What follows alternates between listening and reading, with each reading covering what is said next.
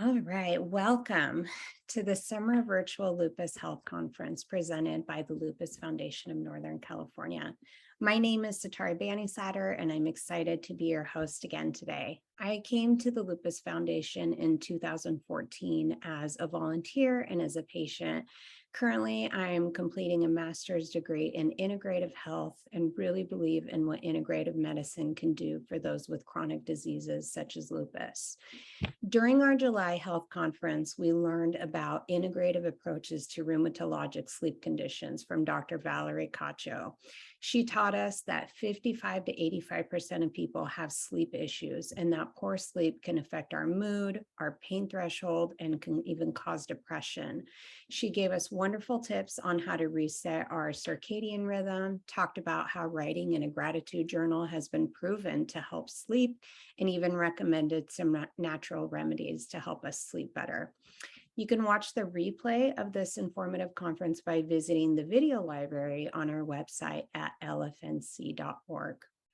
The Lupus Foundation in Northern California has our Spanish language conference planned for October 1st, and we'll have another mini conference next month on September 17th. So please mark your calendars.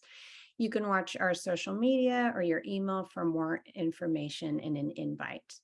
Don't forget, we'll be hosting our 28th annual Outrun Lupus 5K on September 24th. We're heading back to Campbell Park in Campbell, California. We hope you can join us in person, but if not, it will also be a hybrid event. So please join us at Campbell Park or from wherever you feel comfortable. For additional information, you can visit outrunlupus.org. And you have until this coming Monday, that's August 15th, to enter your pet into the mascot contest. And it's not too late to sign up or even to start a team if you're interested. So please join us and help us outrun lupus this year. Last housekeeping item, we want to really hear your thoughts on the conference. So please be sure to complete the survey when the webinar ends. This is our only way we can hear what you liked and any suggestions of what you have for what you'd like to see in the future. So now I'll go over the agenda quickly and then we'll get started. So for the first hour today, Dr. Sarah Goozeé will discuss coping with lupus in 2022, followed by 15 minutes of live Q&A. You can ask a question by clicking on the Q&A button in your Zoom window and typing your questions either during the presentation or during the Q&A session. You can ask questions anonymously by clicking the checkbox next to your question before clicking submit as well. So please don't hesitate to ask all your questions. We'll be moderating the questions, so please type your question whenever you want during the presentation, and we'll answer them at the end. After the Q&A, we'll take a brief break for about 5 minutes and then start our second session with Dr. Elaine Lambert. Dr. Lambert will be discussing Saphnelo real-world patient cases. If you have questions about Saphnelo, then this is sure to be an interesting topic. Please remember that the information provided in these talks today is for educational purposes only. Please consult your physician before making any changes to your routine. So without further ado, I'm pleased to introduce our keynote speaker today, Dr. Sarah Goozeé. Dr. Goozeé is a clinical psychologist and director of wellness at the IPM Medical Group, where she manages programs to serve patients living with chronic pain. She obtained her PhD in clinical psychology with an emphasis in health psychology at San Francisco's Alliant International University.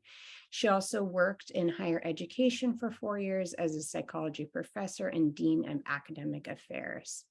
Dr. Goozeé developed the Lupus Activity Scale, a self-report measure that empowers patients and quantifies lupus disease activity.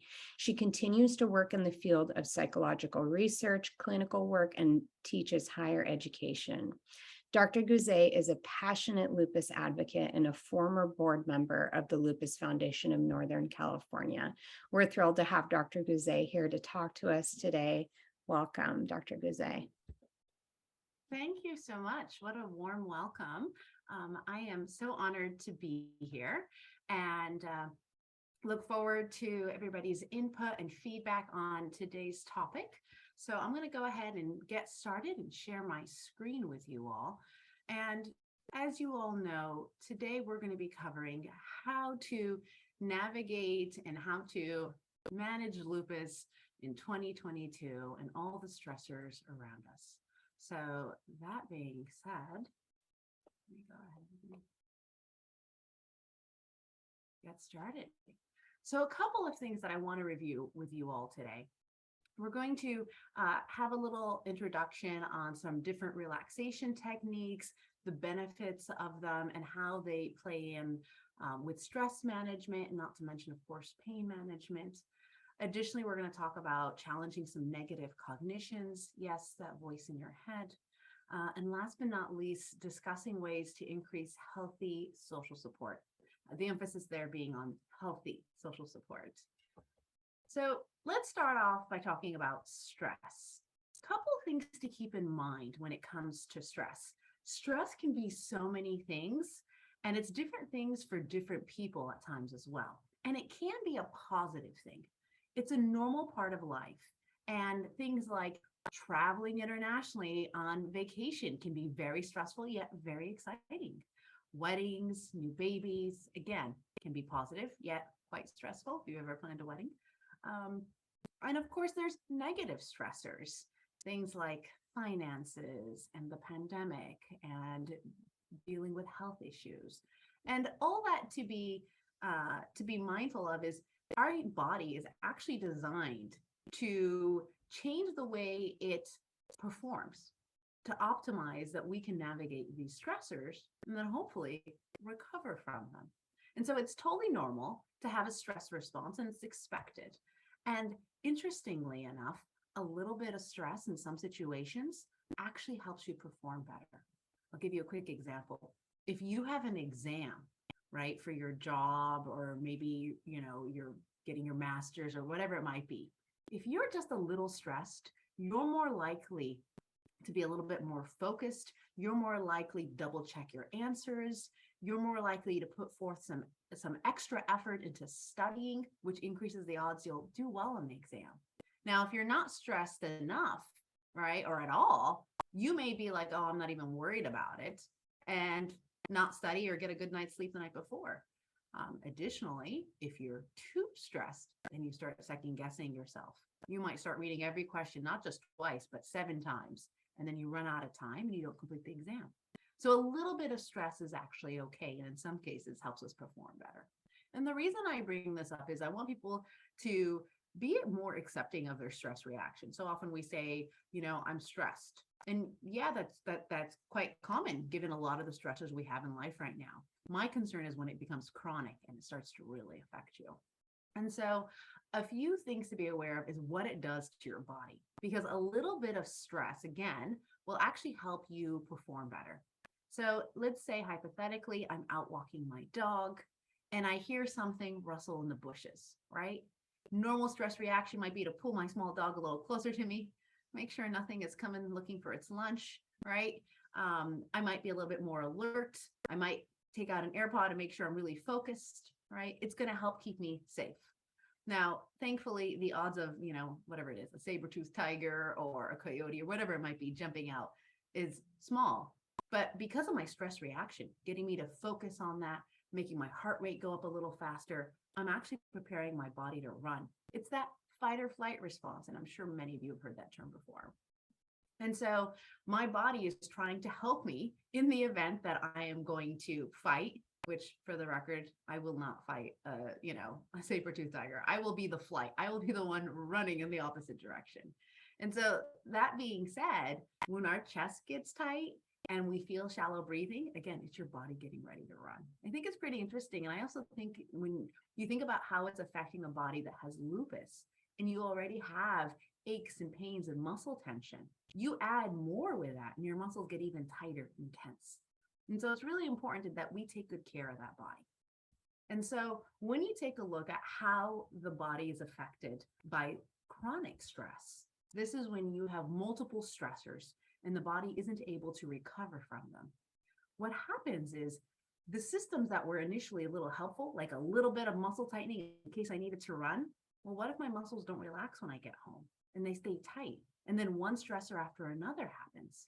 Now I have chronic aches and pains and spasms. And so This image here from Psych Central, I found very helpful. It takes a look at how the different systems are affected by stress. And what you'll often find is the body diverts its resources to the systems it thinks are important. So cardiovascular, right? It's going to increase my blood pressure, my heart rate, my pulse, everything, right? In case I need to run, my breathing becomes rapid and shallow. But it turns down system it thinks they aren't really that important right now. If I have to save your life, right? Your body's thinking, I need to send all the energy to other parts. I'm not so concerned about digesting breakfast. And so what happens is you might notice a lot of people who have chronic stress, right, often have things like acid reflux, right? Might have a lot of GI issues. Additionally, they may also have some reproductive issues. You actually see this all the time with celebrities. A lot of times you'll see a couple that's been married for a while, and you might hear about how they're going through, right, fertility treatments and things like that. And once they decide that they're going to adopt, poof, they get pregnant, right? Stress was playing a big role, right? And so just kind of paying attention to how it affects your body. And again, especially when you already have something like lupus that is affecting, multi-systems at once. And it's so unique from one lupus patient to another and the systems it affects. I bet a lot of you are kind of aware of your own internal dashboard. An internal dashboard is what is a term that I often use because we all know in our car, if we hop in and lights are flashing like a Christmas tree, probably not a good sign. And we're probably going to take it to the shop and figure out what's going on, right? But when it comes to our body, sometimes some things are flashing at us and we're not sure what's going on. And hopefully we get to the doctor, or you're already aware of these symptoms. You might be aware of, oh, I'm getting more mouth ulcers than I used to. My rash is worse. And I'm noticing the hair loss is getting worse. I think my body is really quite stressed out, right? You might know that your lupus symptoms are worsening. And that is your body letting you know, hey, take good care of me, right? I'm feeling very chronically stressed. There is a strong correlation between lupus disease activity and stress. So what can we do about that? Now that I've stressed you all out, what can we do about that? Well, I don't want to activate the sympathetic nervous system, the fight or flight response. I want to activate the parasympathetic, which is the relaxation response. And there are so many things that we can do to help our body turn that on and get out of that chronic fight or flight. And a few things that are been repeatedly proven to be extremely effective, I'm going to review with you today. And the first one is phenomenal because you can do it anywhere, anytime. It doesn't have any refills necessary. There are no co-pays. It's fantastic. It's your breath. It's with you all the time. Remember how I told you when you're stressed, you start breathing rapid and shallow. If you start to do a manual override, take some slow, deep breaths. We call this diaphragmatic breathing. Sometimes you'll hear individuals say abdominal breathing or belly breathing. It is essentially breathing in through your nose, really filling your diaphragm, not your chest, your diaphragm, so you get the full capacity of your lungs, and exhaling very slowly. You increase the amount of oxygen in your body, and by doing so, you actually are chemically turning down the stress reaction, which is pretty cool. And I'll tell you, it's actually faster than any medication we can give you. In hospitals, in acute rehabs, when they're working with somebody who has some kind of uncontrolled pain, them getting to go into those deep, strong breaths will work faster oftentimes than that medication. And one of the important things is to practice it before you actually need it. A lot of times I have individuals who will tell me, I really mean to get into meditation and some deep breathing, but I just don't have the time, until they're really stressed and on the edge of a panic attack. And they're like, I can't breathe. It feels very unnatural to them. And the interesting thing is, for those of you who have children or have spent time around babies, if you ever see a baby, they're adorable and they're kind of shaped like a football, right? They have these big bellies. And if you notice when they're sleeping, their belly really does go up and down. We were all like that. We came out of the womb knowing how to do belly breaths. Unfortunately, as we grew up, we discovered things like mortgages and taxes and final exams. And as we got stressed, we stopped breathing out of our belly and started doing the shallow, superficial breathing that comes out of our chest. And so, with that, we're now trying to reprogram. And you're going to have to do a little muscle memory. You're going to have to teach your muscles how to breathe. And so, what I always advise my patients is I want you to practice a little bit every day. Again, remember, this is something you can do anywhere, anytime, and it doesn't cost a thing. And so being mindful of your breath, really learning how to do it through your belly. And I'll tell you, there's a lot of resources, lots of good free apps, YouTube channels, including in English and in Spanish, that I always advise my patients to go to. In a class, I would typically have participants put their hand on their chest and their belly and work on it and see what they can do and see if they can help keep the hand on your chest stable while just moving the one on your belly. I encourage you to try that and start slow. You want to build a healthy habit. And so one of my favorites when it comes to deep breathing is, especially nowadays, is that hopefully we're more mindful of washing our hands. And think about it. When you wash your hand, you're holding still for 30 seconds. This is not an added activity into your day. And I know many of you have busy, busy lives. So many demands on us these days, but you have to hold still and you have nowhere to go for 30 seconds. Well, while you're there washing your hands, I want you just to focus on the sensation of the water, the smell of the soap, and taking a deep breath. Start making that a habit. And what will happen is throughout the day, multiple times a day, you'll get to practice some nice deep breathing, building up the oxygen levels in your body, keeping your body, right? Keeping that stress response a little bit more at bay. Okay. Couple of other things that have been proven really effective, but again, that foundation and that first step is that deep breathing, is all the various guided meditations, progressive muscle relaxations. If anybody's ever done any of those can be extremely helpful. They're a guided meditation that really walks you through all the different muscle groups and helps you really focus on them and teaches your mind to tell your brain to go ahead and soften and relax those muscles. I found it really helpful with fibromyalgia, lupus, all sorts of autoimmunes and arthritis where you can be really tight. Sometimes you're overcompensating, and that can be really helpful for the muscles.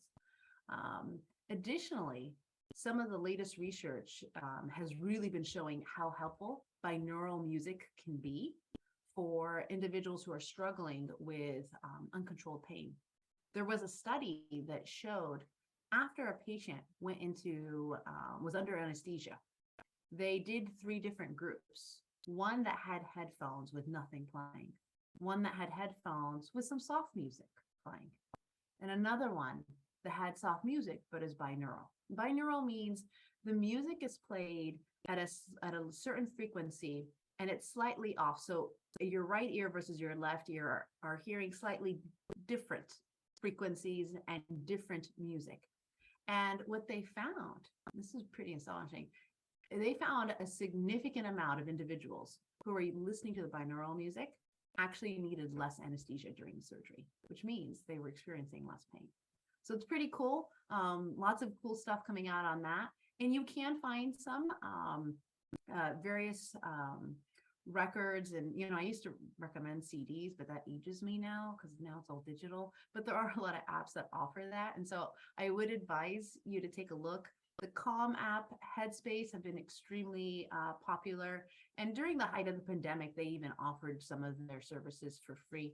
I believe they do things like a 30-day trial and then they charge a couple bucks. Insight Timer is a great app that is completely free.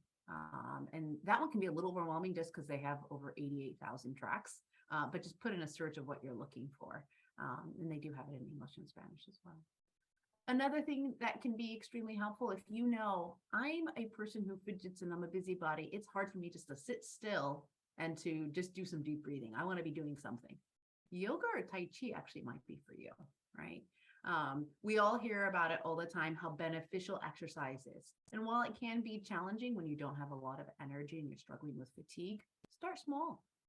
5 minutes of yoga stretches in your living room, right? Modify the movements if you need to. You can do them in a chair. You could do them off the edge of the bed. There are ways to make it work for you so that you're safe. Additionally, a lot of times, you know, when you're struggling with chronic pain, you may have been referred to a physical therapist at one point in time. If you have any of those old handouts that they gave you, pull them out. Those are exercises that we know have been medically cleared for you and that are safe for you to do. And so doing some of those gentle stretches at home can also be extremely beneficial. Now, I want to talk about that voice in your head. So a couple of things. It is totally normal to have a voice in your head, and it's typically your own voice. So that's totally fine. If it's somebody else's, let your doctor know. But majority of the time, it's our own voice, and it can be quite the critic, right? It's that voice that sometimes won't shut up. Usually when you're trying to go to bed is when they get really loud. And it's a running constant dialogue. And oftentimes they're referred to as automatic cognitions, or sometimes they're called automatic negative thoughts.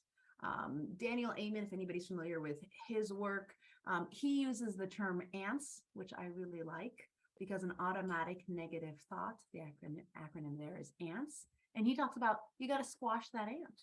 If you find an ant in your pantry, right, and it's that scout ant coming out looking for food, you're going to try to squash it and clean what it's looking for, right? Otherwise, before you know it, you have a whole army of ants carrying out your 5-pound bag of sugar, right? And so our thoughts are the same way. I want you to start paying attention to the thoughts in your head. Remember, I think, therefore I am. Just because you think something, is it true? No, you don't have to believe everything you think. And so sometimes we wake up and we have a negative statement. And if we don't challenge it, we will believe it. And we will do things that increase the odds of it becoming true. They call that a self-fulfilling prophecy. Probably heard that term before. And so here I give an example. I woke up with a pain flare, right? Your pain's a little higher than normal. My whole day is ruined. Okay, that's a pretty strong statement. And I imagine it's a thought that many of us have had at some point, right? It's not uncommon to wake up not feeling well, right? And being concerned about some of the responsibilities. Maybe it's an appointment you need to get to, maybe it's children you need to look after, maybe it's a job. And that stress of, I have an added pain flare, plus all the demands that I want to accomplish. And if you don't challenge that thought, and you have that belief of, my whole day is ruined, it is going to feed into more and more negative thoughts. And as they proceed, I will tell you, it is a downward spiral. They don't get nicer, right? However, what would happen if you actually said them out loud? Or your best friend said them out loud? Would you let them believe that? If my best friend called me and told me, I woke up in a pain flare, my whole day is ruined, I'm not about to tell her, yeah, you're right, your whole day is just crap, so you should just give up now. Absolutely not. For the record, I'm actually a pretty good friend. And I have no doubt, so are you. Most of us are much more compassionate and kinder to our best friends than we are to us. For years, they used to say, do positive self-talk. That feels so uncomfortable for some people. And I totally get that. But when you think about, oh, what is my best friend? What is my sister going through? What is my spouse going through? We often give really good advice that we don't take ourselves. And so I want you to be mindful of that. And I want you to go ahead and push that negative thought aside. And I want you to see if you can challenge it. Now, I'm going to tell you, I do not believe that the world is filled with glitter unicorns and sprinkles and cupcakes. I know it's not. So I'm not asking you, can you take that negative thought and thoroughly sugarcoat it and pretend it doesn't exist and live in denial? No, that is not what I'm asking. And I think that's one of the reasons why it's so hard. People hear about challenging your thoughts. You're like, I'm not going to deny the truth. I agree with you. Let's not. But I want you to only give it the appropriate amount of attention that it deserves. And so what would it be like for us to go ahead and challenge that? I woke up with a pain flare and my whole day is ruined, with all these other statements. It's unfortunate I have a pain flare now. I'm not predicting it's going to last all day. Now, let me take a warm shower. Let me do my stretches. Then let's see how I feel. No need for me to cancel everything that I have planned, maybe in the evening or tomorrow. Let's just take it one moment at a time. Let me review my coping skills. We all have some level of, whether it be your active self-management, some tools, some techniques that you've developed, I imagine, over time that you have found helpful. It might be curling up with your cat, right? It might be a heating pad and a TENS unit, whatever it is. You probably have a couple. I want you to add more to that and think of that as your pain toolbox. And to know that you can reach for that. Review your coping skills. Maybe you do some gentle stretches in the morning. Maybe you call your best friend who's really good at being supportive and she'll give you a little bit of a pep talk. Maybe you reach for, some heating pads, whatever it might be. Reminding yourself, I may have to decline some events today, but I can still be productive, right? And so instead of saying the whole day is ruined, the day might have to shift, right? That sounds much more, right, neutral. So we're not replacing a negative thought with a positive thought. No one's happy about being in a pain flare. But I want you to replace that negative thought with a slightly less negative or perhaps even neutral. I'm going to focus on what I can do today. Maybe today I was planning on getting to Costco and running all these errands and doing all that. No, that's not today after all. Got a pain flare. So what can I do? You know what? I had laundry to do anyways. Let me get my husband and put it on the couch. I'm going to watch a funny movie and I will fold it slowly. Can I still be productive today? Yeah. Maybe I won't be on my feet as much and, chasing kids in Costco because that's fun. But let me focus on what I can do. Maybe today's the day I do some like online banking, right? Maybe I call a friend instead of making dinner. Maybe today's takeout, right? And being okay with that, not judging myself so harshly. I wouldn't let my best friend do that to herself. Why would I do that to me? I'll point out, it's really hard to feel good about yourself when the voice in your head does nothing but critique you. So it's all right. You can't get to everything. It's okay to ask or to accept some help. And it's okay to live one day or even one moment at a time. Additionally, there are a few other things that you can do to help. And by doing so, expanding your social circle. It's interesting. As we all know, socialization is such an important element of the human experience. And when March 16th, 2020, in the state of California, we were all told, go home, isolate. Don't want you around anybody who's outside of your household. And even the ones inside your household, if they've been exposed, we don't want you anywhere near them. That has been now about 2.5 years. And for 2.5 years, various levels of restrictions. And again, it also depends on your comfort level. So unique. This is a unique experience. Some individuals who are isolating, some individuals who are very high risk and need to isolate, that can be really hard when you're getting conflicting information. On one hand, we're telling you social support is so important, but stay home. No one wants to be around you, right? So I want to talk about how can you have healthy social support at a level that you're comfortable with. In the past few years, people have started feeling increasingly comfortable. Outdoor gatherings, right? Some individuals traveling with masks, now traveling without masks. This is not intended to be a political debate, just so we're clear. I want you to do what's right for you without judgment or fear of judgment. You just focus on yourself and take care of yourself. If you feel comfortable flying double masked, then so be it. If you don't, and you would much rather stay at home and maybe have a friend come over, but only stay in the backyard, so be it. But your friends and family won't know what you need unless you say so. We're not mind readers. We can't anticipate the need of another person or their comfort level. And so even myself, with my own friends, I often say, what is your comfort level? I ask them that. And it's so funny. Obviously, some of my friends are also therapists and they always chuckle. They're like, you sound like a therapist. I'm like, I know. But the truth of the matter is I want to know what their comfort level is, share what mine is, and see if we can find some happy medium, right? Is it a matter of we're going to go do a barbecue at the park? I'll meet you at Starbucks and we can sit outside, right? whatever it might be. But the importance of social support is outstanding. I want to point out there was a study, and I believe it was 2017 that came out. This was a major study that examined all these different variables that help predict the quality of life as well as your lifespan. And they examined all sorts of, healthy habits. And as you can imagine, things like your diet, your exercise, how much alcohol you drank. Of course, nicotine consumption was another variable they examined.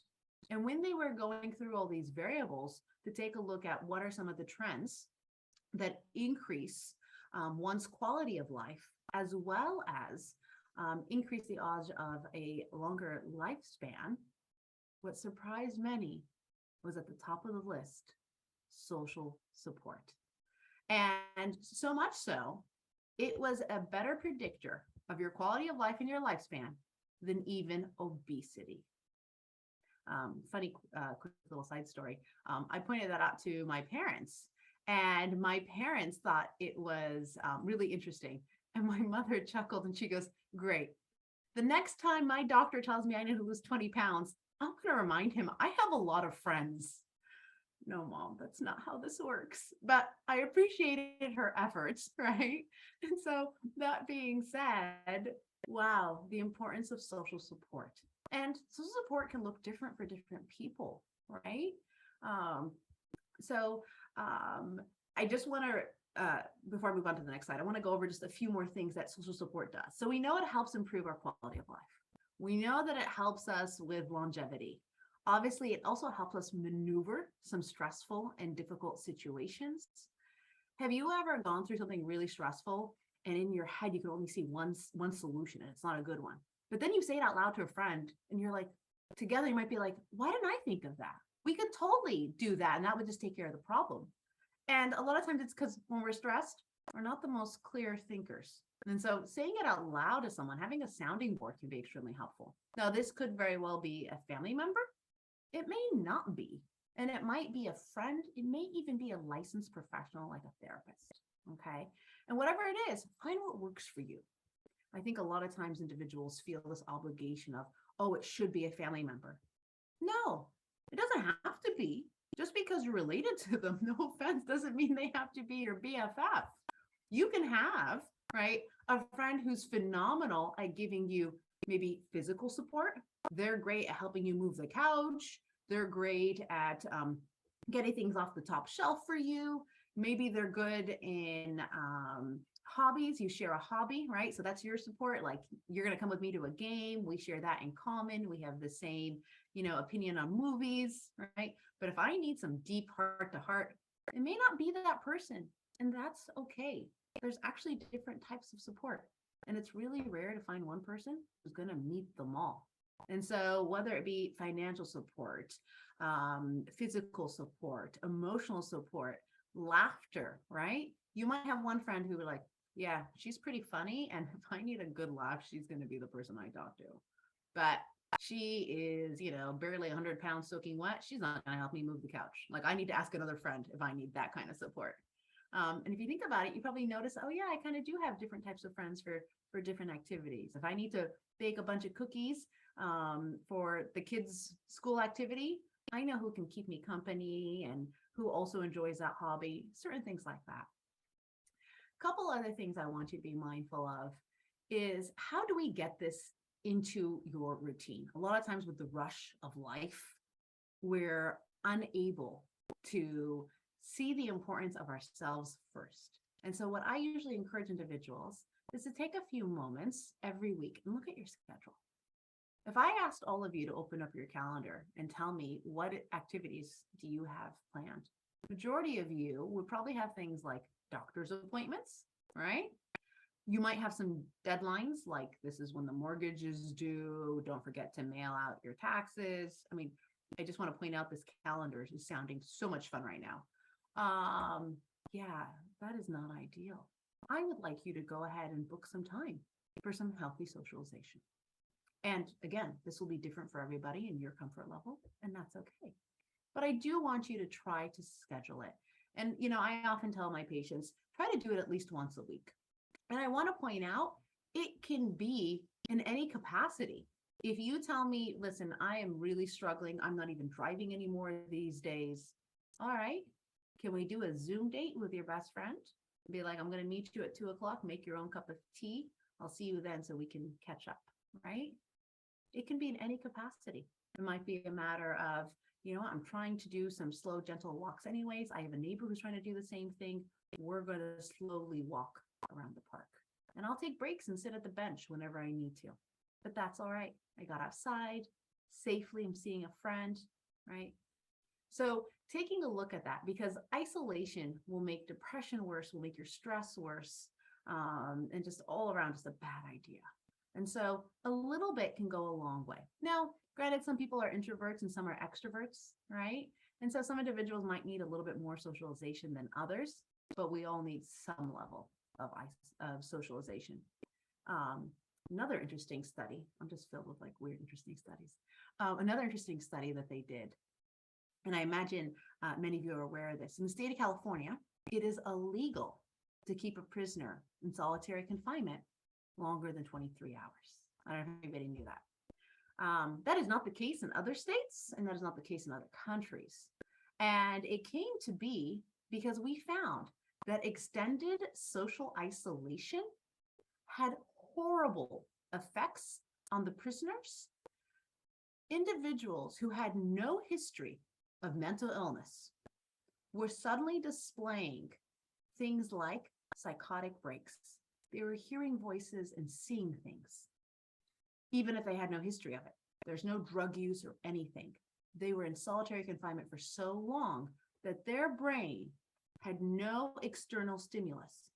And so essentially, when you are isolated, your brain may turn on you, and it turns inward, and then it may start to overanalyze. And with extended periods of social isolation, it did just that. So that being said, please do not voluntarily sign up for social isolation, right? Find a level that's safe for you.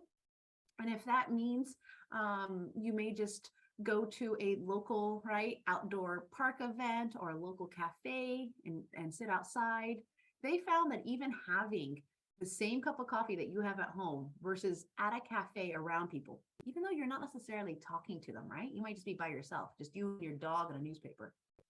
You get more health benefits just getting out of that house. Those endorphins and all the feel-good hormones, you're going to get a burst of that. And then lastly, but not least, laughter. Laughter comes a lot of times right from our friends. A lot of times you have friends who have similar, types of humor, or maybe you like to watch funny movies. And we do find that it does indeed decrease stress, decrease depression, increases endorphins. Laughter really is quite important, which is one of the reasons I crack so many bad jokes for my patients. I'm just trying to give you an endorphin boost, really. But the truth of the matter is life is so heavy and so dark as it is. And so trying to expose yourself to some positive, right? Positivity and some laughter is so important.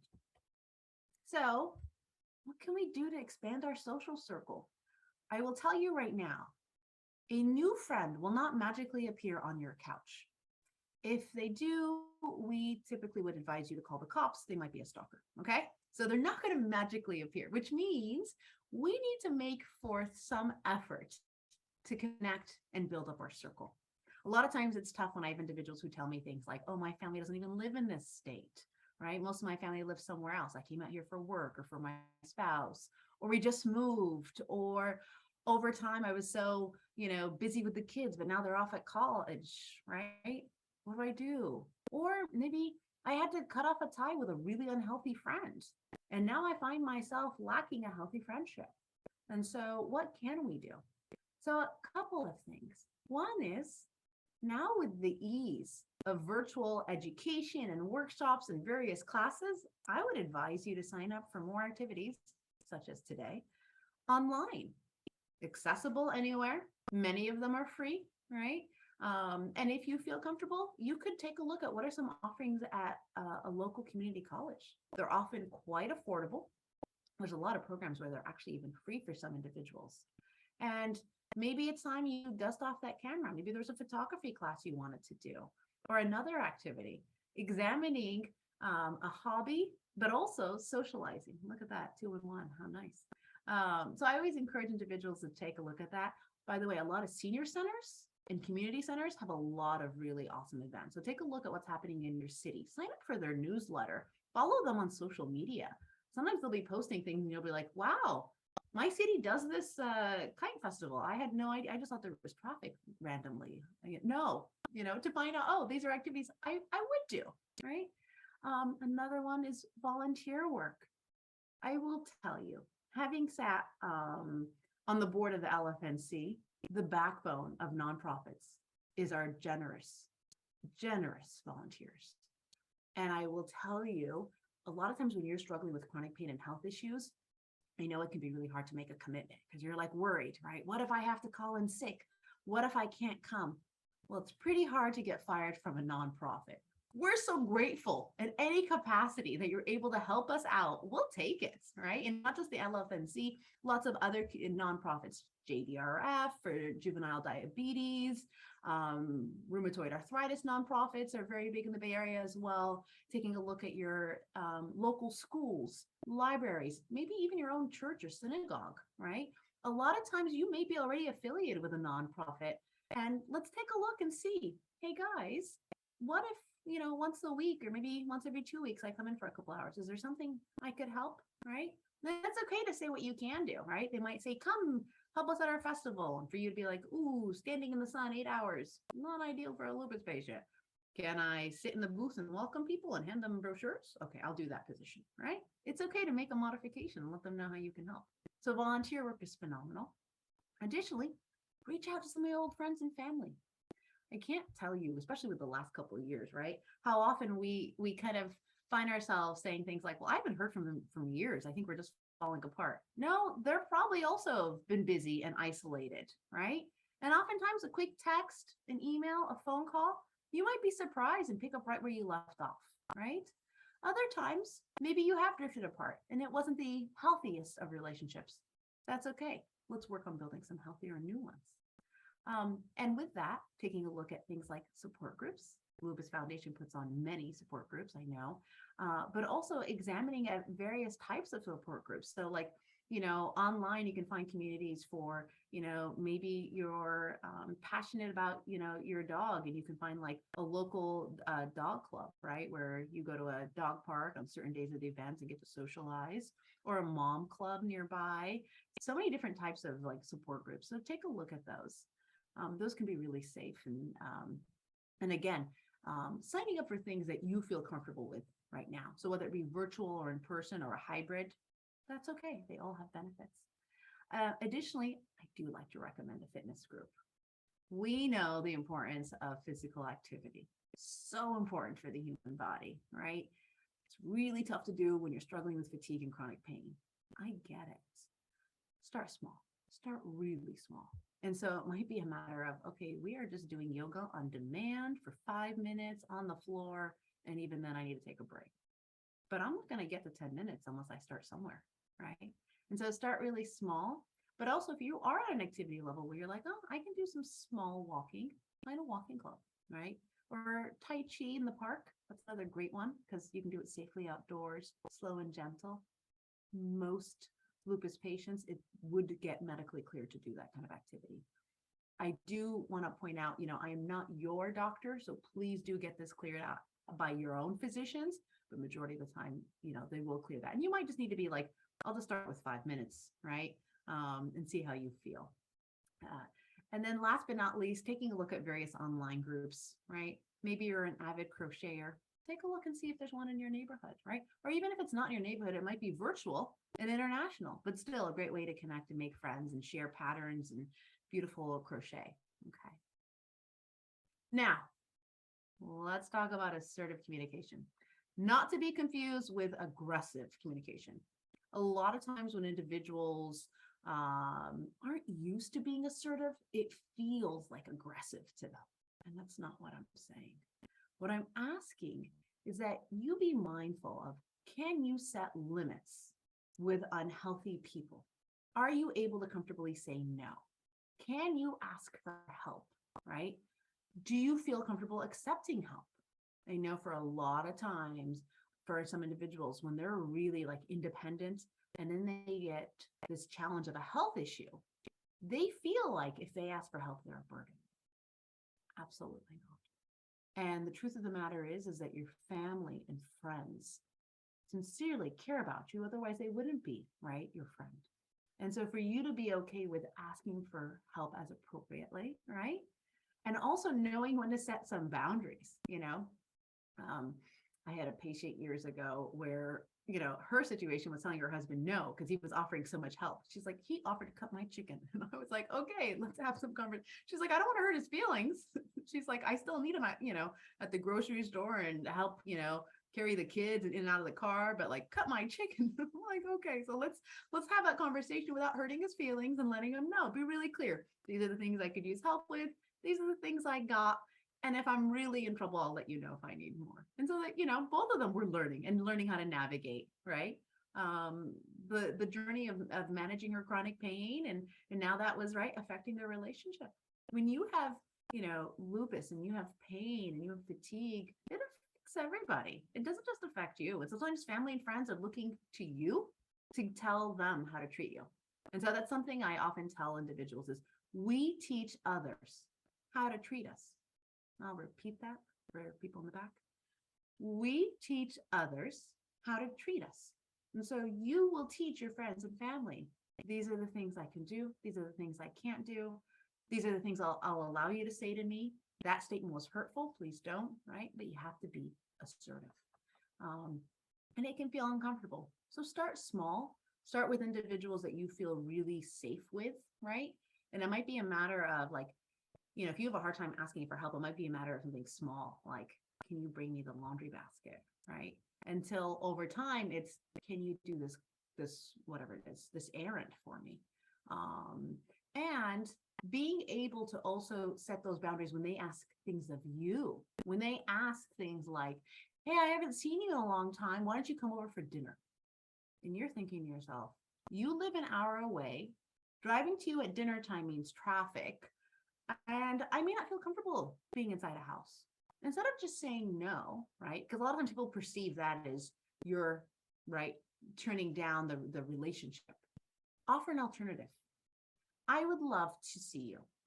How about we meet in the middle at that outdoor cafe for lunch, right? See what I did there? I'm not turning down the friendship. I'm letting them know. Because what happens is, if somebody repeatedly calls you up and asks you things like, want to go jet skiing? You want to go jet skiing? And you keep saying no, and maybe they don't think about, wow, that's a lot of sunlight and activity for a lupus patient. And they may not be up for it every day, right? What would it be like for them to say, I'd like to see you. What are you up for? Right? Much different. So how can we nurture these relationships? Few things. We want to stay in touch. And this can be really hard. I know that at times even answering a phone or responding to a text can be challenging. And what I encourage individuals to do is a little at a time, right? You might notice at the end of the day, my fatigue, I'm not thinking clearly, I didn't sleep well. You might notice I'm a little more responsive in the morning. Maybe I'm more responsive late at night. I can send an email at the time, right? Find what works for you. But honestly, sometimes even just a happy face emoji, right? Or sending over a funny gift to a friend, letting them know, hey, I thought of you. I saw this funny cat video that I'd share, right? That could be a really nice way to connect in a safe manner, right? And hopefully when you're feeling a little bit more up to it, to be able to, maybe we do a phone call, maybe we get together in person. A couple other things too is finding your dynamic with your friend. Oftentimes our mind does like to compare. It naturally wants to. And to be mindful of, remember, those automatic negative thoughts, and don't allow yourself to compete, right? Sometimes when you hear a friend complaining about a cold and you're going through a lupus flare, right? It's really hard not to feel like, do you have any idea what I'm going through? You're really insensitive. They really may not have any idea to what that is truly like. And so to be able to, say that to a friend or to give them some empathy, right, is really important. But at the same time, right, you want to be able to listen and let them know what you need too. And so oftentimes in relationships, I've had a lot of individuals tell me, well, my best friend would drive me to the airport when I used to travel. She'd water all my plants and take care of my dog and take care of everything. Now I'm in, pain and my energy, and I have so many medical doctors. I can't do that for her when she travels. Why are we keeping score in a friendship, right? You don't have to reciprocate with another physical activity. Maybe instead, you're a really good listener. You emotionally support this friend, right? Like if your friend is moving and asks you, hey, can you help? For you to say, I can't physically help you move, but I will save up boxes for you. And if you want to come over that night, I'll order pizza because I know you'll be tired. You won't be cooking dinner, right? I found it within my means. How can I support you in a way that is also healthy for me? So we don't want to overdo it with our friendships either. And so what I mean by that is not to overwhelm them, right? Sometimes you find one person who's like really supportive, and you might find yourself like, I'm continuously going to this person, right? And so being able to see, all right, do I need other layers of support? Friends, family, therapists, whatever it might be. Do I also let them know how much I appreciate that? You want to make sure that your friends and family feel appreciated, just as it feels good for us when they appreciate the things that we do. And there's so many ways that you can give back into that. I call it the emotional bank account, into that emotional bank account, make that deposit with that friendship, right? It might be that funny cat video. It might be following up after hearing that their kid got sick, being like, hey, I want to check in, how's the baby? You doing okay? Right? Just that can go really far in friendships. So to wrap up, I wanted to give you a summary of some other additional self-care techniques and why these are so helpful. Of course, exercise, I've sprinkled some of that in throughout this talk. Numerous studies are showing that exercise is beneficial for your mood, stress management, pain. And in regards to exercise, I know, again, various levels of function for everyone and various levels of comfort. It doesn't have to be, inside a gym doing what's called CrossFit. Yeah, you do not have to do that, just to be clear, right? You can still get a good benefit from slowly walking around your neighborhood. And if you need to drive to a park and then just walk bench to bench, sitting in the shade every so often, so be it. That's how you start. And I'd rather you start slow so that you don't hurt yourself. Because I think a lot of times we hear, oh, some exercise is good, more must be better. No, it's not. Let's build up. All right. You're going to be moving some joints and waking up some muscles that haven't been used in a while. And so you want to go really slow and then wait the next day, see how you feel, right? I'm sure all of us at one point in time have like signed up for like a class or something. And then the next day been like so sore and been like, I'm never doing that again. So I'd rather you go slow and gradual. And even things like parking farther away when you go to a store can be helpful. And that's a nice way to start increasing your steps. I'll tell you, a lot of times I encourage my patients to use a pedometer. And nowadays you don't have to buy a separate one. Most of us have, that feature already in our phones. Or if you have a Fitbit or an iWatch, that's kind of a nice way to kind of see your steps and for you to see, oh, okay, I already averaged 2,000. Let me see, can I add a couple hundred by just walking to the mailbox, excuse me. I'll get the mailbox now, get the mail now daily. Can I park a little further? Can I do a little bit of a longer walk with the dog? Things like that. And before you know it, it'll start building up. So that's always great. Laughter, of course, lots of research shows laughter is so beneficial. The unfortunate thing is, as we get old and stressed out and cynical, the amount of times that we laugh gets significantly reduced. Children laugh 300 times a day. Your average adult only laughs 17 times a day. So we got room for improvement there. One of my favorites for this, because it's kind of hard to be like, how do I laugh more? Like, I don't feel like laughing. I get that. There's a lot of heaviness. But I do encourage you to try to expose yourself to some positive things that may foster and nurture an environment that you are more likely to laugh. So for example, you have a pain flare and you're going to go lay down with a heating pad. What would it be like for you to turn on an old Robin Williams movie, right? You may not be fully focused, but you might get a couple half smiles or a couple chuckles out of it. I always encourage my patients, have some funny sitcoms that you like, right? We all have different types of humor. Have them recorded and on demand so that if like, hey, this is part of my afternoon routine. Like I watch a rerun of whatever it is, Seinfeld, Modern Family, whatever it is that you like, while I'm, folding the laundry, whatever it might be. And I think just having a little bit of that in your life, or listening to old stand-up, things like that. And it's free and it's accessible, right? The other thing, of course, is the importance of sleep. It sounds like the last conference covered that. So extremely important. And it's not just the quantity, but it's also the quality of your sleep. So, if you are continuing to struggle with significant sleep issues, please do follow up and bring that up to your physicians, right?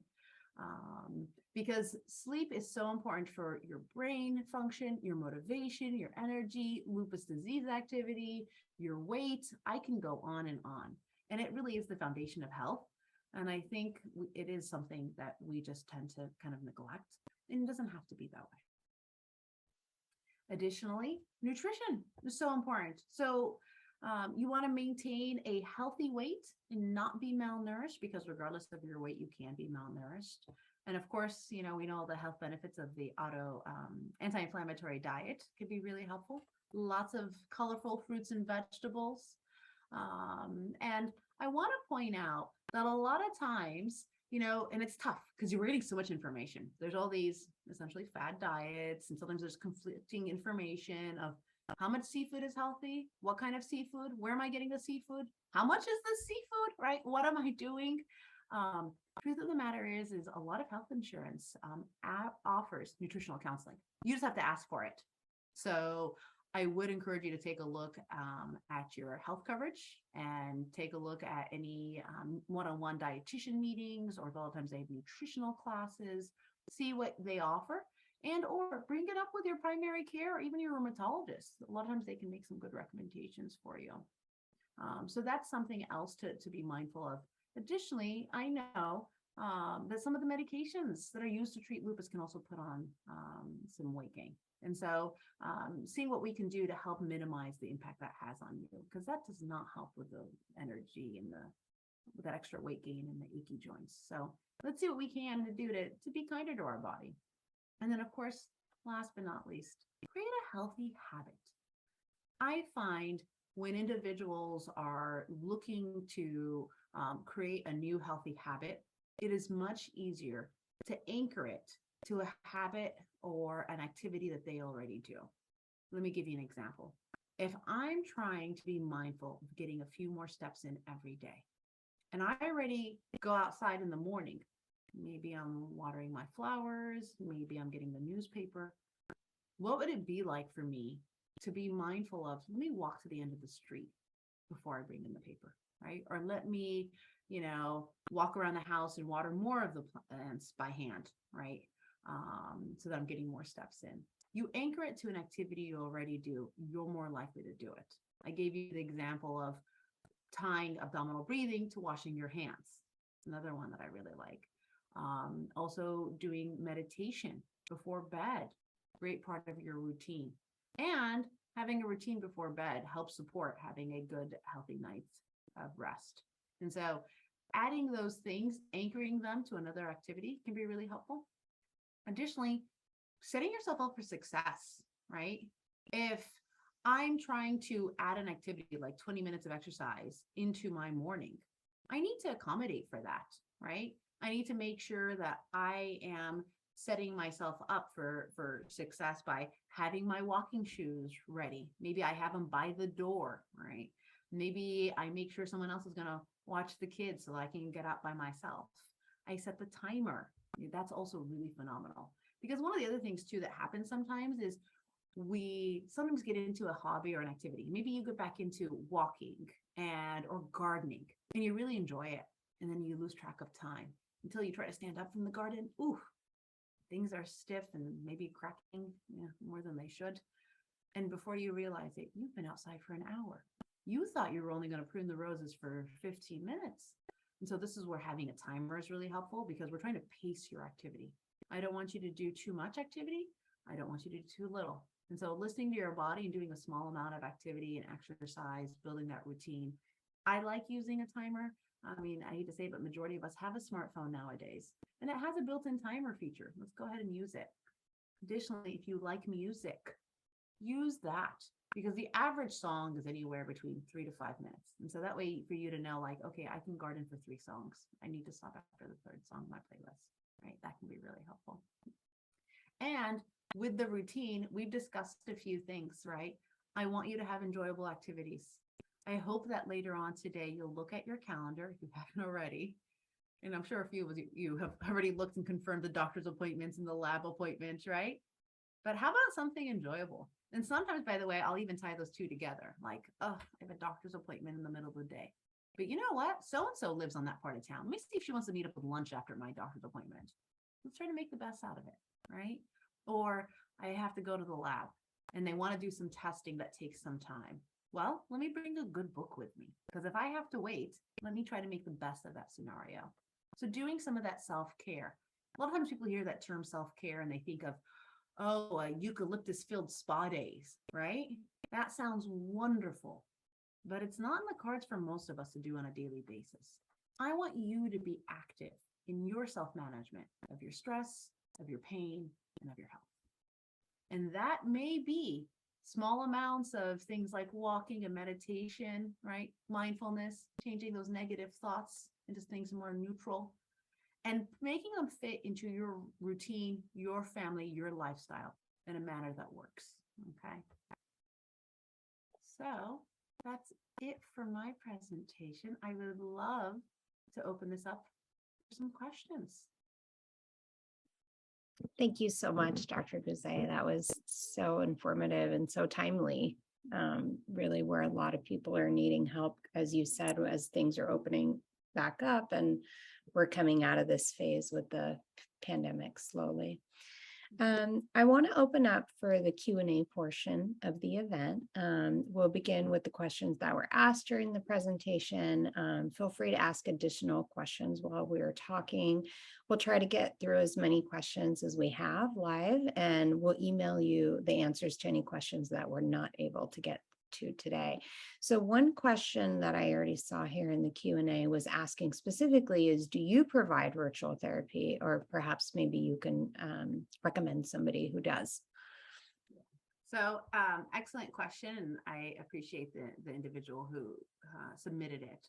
So at this point in time in my career, unfortunately, I am not providing virtual therapy. However, and I want to kind of highlight this from just what I've heard from my patients over the years and from the clinics that I work with. I know how challenging it can be to find a therapist that you jive with, that you have a really good connection. And research actually shows you having good rapport, feeling understood and validated, and having that therapeutic alliance with a therapist is actually one of the best predictors of success in therapy. It has nothing to do with the intervention that we use or the modality. And so I know it's a crude analogy, but I do kind of compare therapists to shoes. You got to try on a few and make sure we don't give you a blister and that we feel comfortable, right?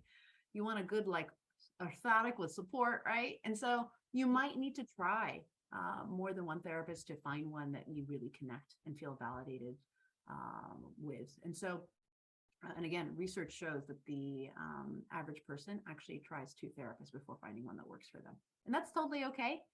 We're actually trained for that, so that even if I notice like somebody, like maybe we're not on the same page, like they have like very interesting perspective, it's my job to even say, do you feel connected? Do you feel I understand you? And if they say no, I'm obligated to make a recommendation or referral to another therapist. So like, because I know sometimes people are like, I don't want to hurt their feelings. It's okay. We get it. And we want you to be successful in therapy. So a couple of recommendations that I make to find a good therapist. One is ask your primary care doctor or your rheumatologist. A lot of times they may know some people in the community that they have referred to before. And so that can be really helpful. And a lot of times too, they might know them like on a personal level. They're like, oh yeah, I did my rotation with so-and-so and she's lovely. You'd get along really good with her, right? Because then they know personality and things like that. Mm-hmm. So that's kind of nice. So that's one. Another one is to take a look at Psychology Today. Psychology Today is the largest search engine for therapists. I have many of my former colleagues who are in private practice now, and they all advertise with Psychology Today. And it's really nice too, because you can put in some filters. So if you need, like, for example, a male therapist, or if you want someone, for mom and they speak only Cantonese, like you can find that level of detail. I am happy to report that they do have a health psychology or chronic pain filter. So you can find somebody if that's something that you're looking for. And I will tell you, it's hard to find pain psychologists. There's only about 30 of us in California. And majority of us tend to work in like large hospitals and pain organizations.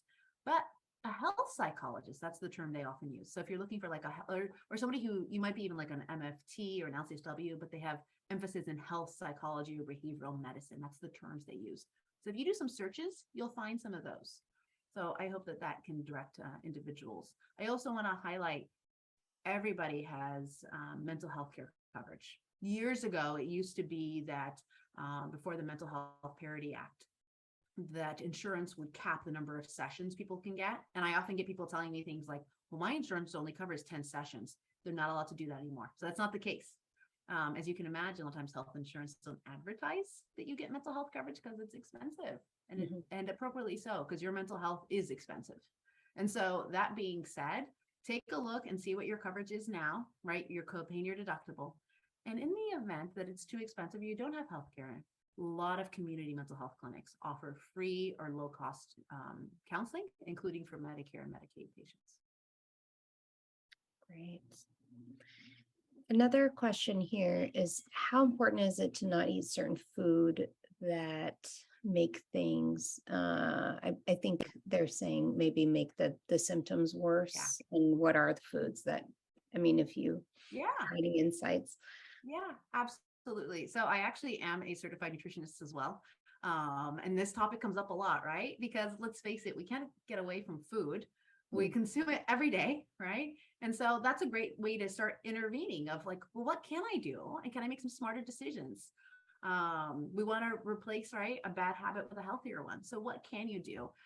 Lots of research has been done on diet with lupus. And so a couple of things that I would advise you to eliminate or reduce from your diet, and you can follow up with your rheumatologist, because again, I'm not replacing what your doctors are saying, okay? I imagine some of you have heard about the alfalfa sprouts. So alfalfa sprouts, like it's a random, right? Of all the things, people are like, really? Alfalfa sprouts? Yeah. There's a particular protein that is found in alfalfa sprouts higher than any other vegetable. And so if you used to enjoy those as garnish in your salads and sandwiches, replace it with something else. But yeah, alfalfa sprouts is one I would encourage you to eliminate. Okay. Another one, and this one I know a lot of people do not like me when I tell them this, is garlic, which is like the foundation of my mother's cooking, just so we're clear. So I get it. Like to eliminate garlic is a big one. But there is research, and I can't remember if it came out of the Mayo Clinic, Cleveland Clinic. I can't remember where it was. They did a big study about eliminating garlic, but that was a big one. And I'll tell you, when it comes to garlic, because a lot of times it's hidden in dishes. So what I usually advise my patients to is like, I don't want you to get like neurotic and super stressed out, because that's not good for you either. Okay. So what I usually encourage is at home and like with friends and family, let them know like, hey guys, no garlic. All right. And then when you go to restaurants, you know better than to order the garlic prawns or the garlic bread, right? But I don't want it to get to the point where, if there's a hint of a tiny bit of garlic in a, condiment or a sauce, just ask for things on the side, a tiny bit won't hurt you, but just having it regularly in your diet can. And so garlic is another item. So those are the two that have consistently come up as far as like a concern in a lupus diet. I can go on to the next question. I think also had similar. Yeah. So in regards to general dietary recommendations or research suggestions from chronic pain due to lupus. So the anti-inflammatory diet, also sometimes referred to as the Mediterranean diet, which, as luck would have it, is also what my ethnic background is. So I think my parents felt very validated. So it's a diet that's high in fruits and vegetables. And if you recall during my presentation, I was saying colorful ones. So the color actually indicates a great amount of some of the antioxidants and nutrients that are found in fruits and vegetables. And so you want to try to have the color of the rainbow. I cook purple cauliflower at home. One, because it's colorful and it increases the odds my kids will actually eat it. But two, because I'm trying to add different colors. And so colorful salads. I always encourage individuals to think of their plate as a pie chart. You want to have at least half of it being fruits and vegetables. Emphasis more so on the vegetables. Can you have protein? Absolutely. Key thing with the protein is the Mediterranean or anti-inflammatory diet does indeed have a significant amount of seafood, so 2 to 3 servings a week. Also being mindful of having leaner protein. So anemia is correlated with lupus. And so can you have red meat? Yeah, absolutely. It's a great source of iron. So is chicken liver, which I know not some people love, but some people like absolutely hate it. But like, just going to throw that out there. Again, moderation is key. So can you have it? Absolutely. And can you still indulge and have the, occasional dessert and things like that? Yes. Because if you completely restrict something, you are physically and psychologically setting yourself up for failure. So can you have a slice of, cake, at your best friend's birthday party? Yeah, you can. I'd rather you have a slice occasionally than to feel completely deprived and unhappy and stressed out, because that's not good either, right? Being mindful of, they call it the whites, right? The white flour, the white carbohydrates, the white sugars, the overprocessed foods. Reduce that consumption as much as you can. So that comes It up. sounds like you're really saying like you want to be mindful of eating the right foods and avoiding the bad ones, but also not stress out over it. So you want to find that balance. Absolutely. There is a term actually that has come out of that, which is called orthorexia. When individuals are so rigid on what they eat, it really becomes now they're thinking about it, worrying about their next meal, really stressed out. And I don't want you to be there either, because that's not good for your body either. And so, yeah, that moderation is really key. But a lot of times individuals are able to find a simple replacement. And that's the other thing too, is like, if you're cooking for your whole family, for you to be like, okay, is there a particular brand of brown rice I can get everybody to eat? So I don't have to make 2 batches, right? Brown rice for me and white rice for them, things like that. It'll take a little bit of experimenting, but hopefully you'll enjoy the process. So I would examine, and there's a lot of great cookbooks and even online, check out your library, anti-inflammatory diet. That's really quite helpful. That sounds great. And that's great that you have this nutrition background, because then we can ask you questions about that as well. There's a question here as well about probiotics. Do you have any insights on how this might be for folks with lupus? So I will be honest with you, because I see there's 2 questions about that, about the other concern about can live bacteria and probiotics trigger lupus? This has been a fairly new topic in the lupus community when they're examining the diet and the role of live bacteria, benefits of probiotics, different types of probiotics. And some of the research actually is even conflicting right now. So what I usually advise individuals is, one, be mindful of your sources, as you can imagine, right? Not too long ago, maybe 20 years ago, some doctors were even recommending the Atkins diet, which was very high in saturated fats and things like that. So I usually wait and take a look at what more of the research is truly saying and getting better understanding. And what's really cool is, as research is coming out, is even if a finding is unclear, it's the launching ground for the next study to like really get in deeper and kind of see what's going on.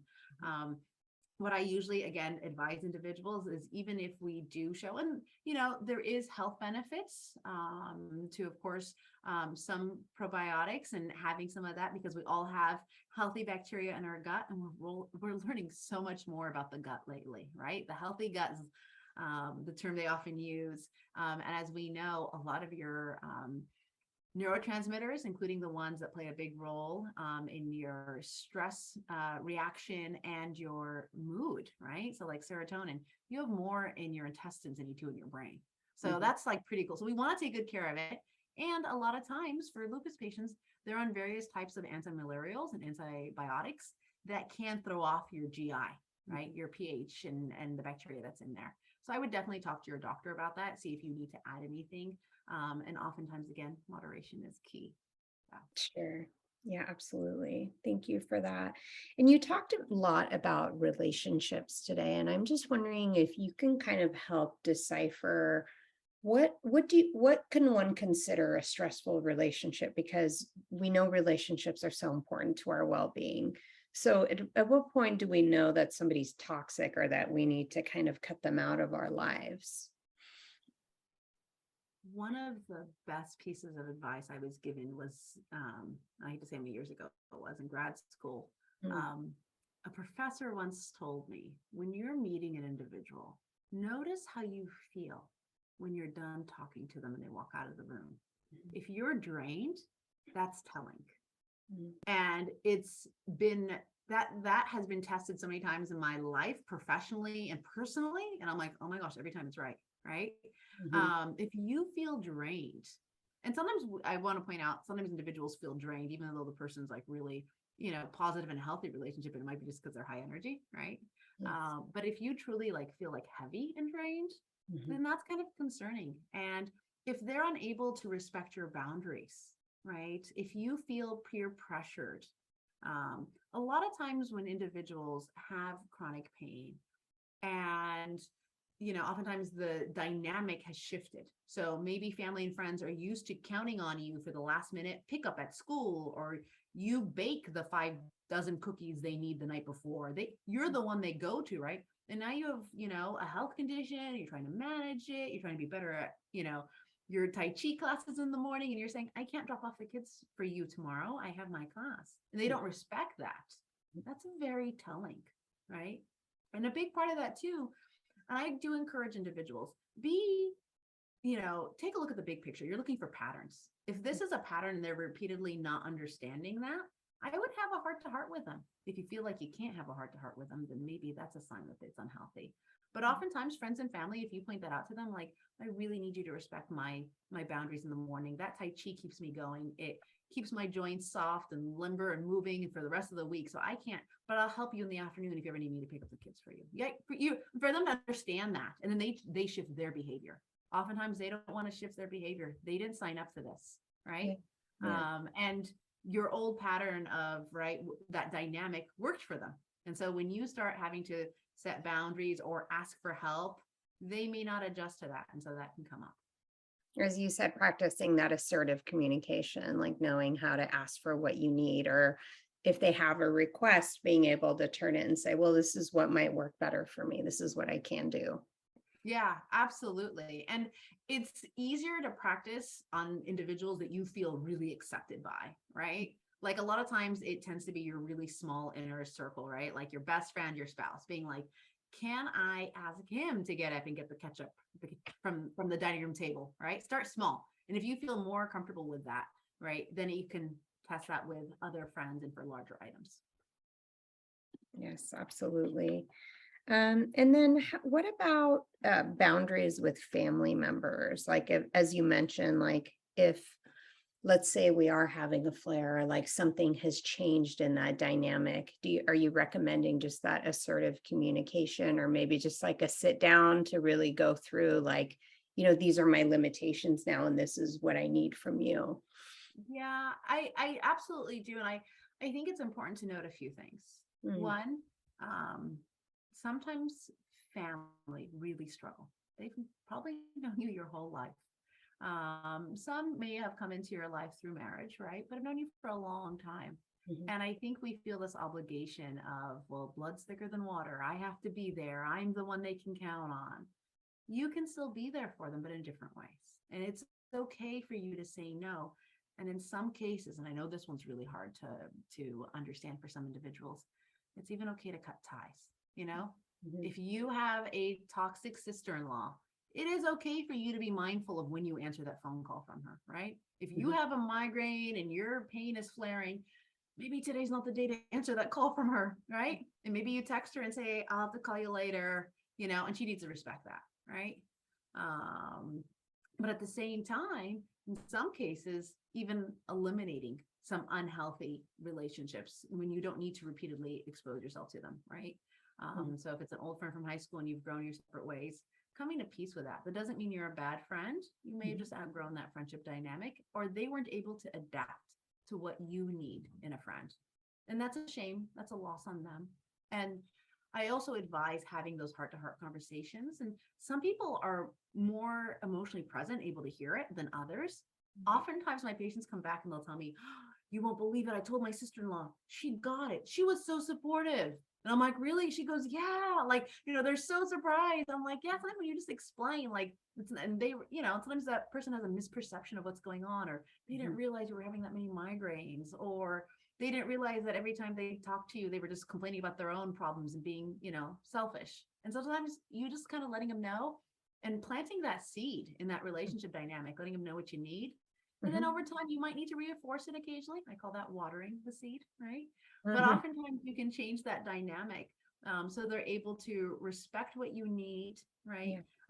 Nobody is a mind reader, right? Because if we were, and if anybody is here, I would love some winning lottery numbers, okay? But nobody is a winning mind reader. And so for us to be able to let people know really clearly like what we need, and sometimes I will tell you, it's hard for us to even know what we need. And so letting our family know, I may not know what I need, but like, just give me the space. And as I figure it out, I'll let you know. Yes, absolutely. And you recommend kind of switching gears. You talked about breath techniques and how helpful those are.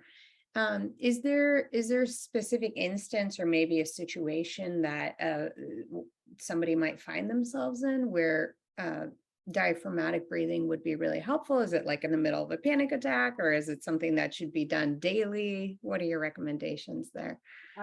Great question. So I usually advise my patients to try to take at least 5 deep breaths a day.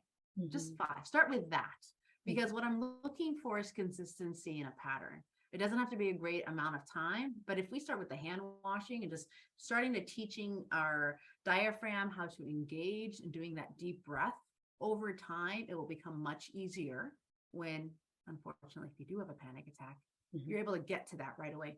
You have more confidence in yourself and your muscles know what to do. You've taught them what to do. The example I give is, if you're right-handed and you know how to write your name, all of us know how to write our name easy, right? Eyes closed, no problem. Now, what if I ask you to do it with your non-dominant hand?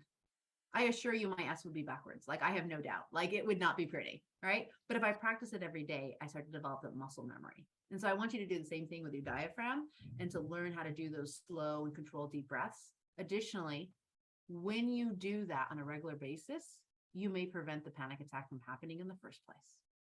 Because when you bring in more oxygen molecules into your bloodstream, you actually change the pH of your blood, and it decreases likelihood of going into fight or flight or panic. So actually doing that on a regular basis can prevent it. So that's something I always encourage my patients, and it's great.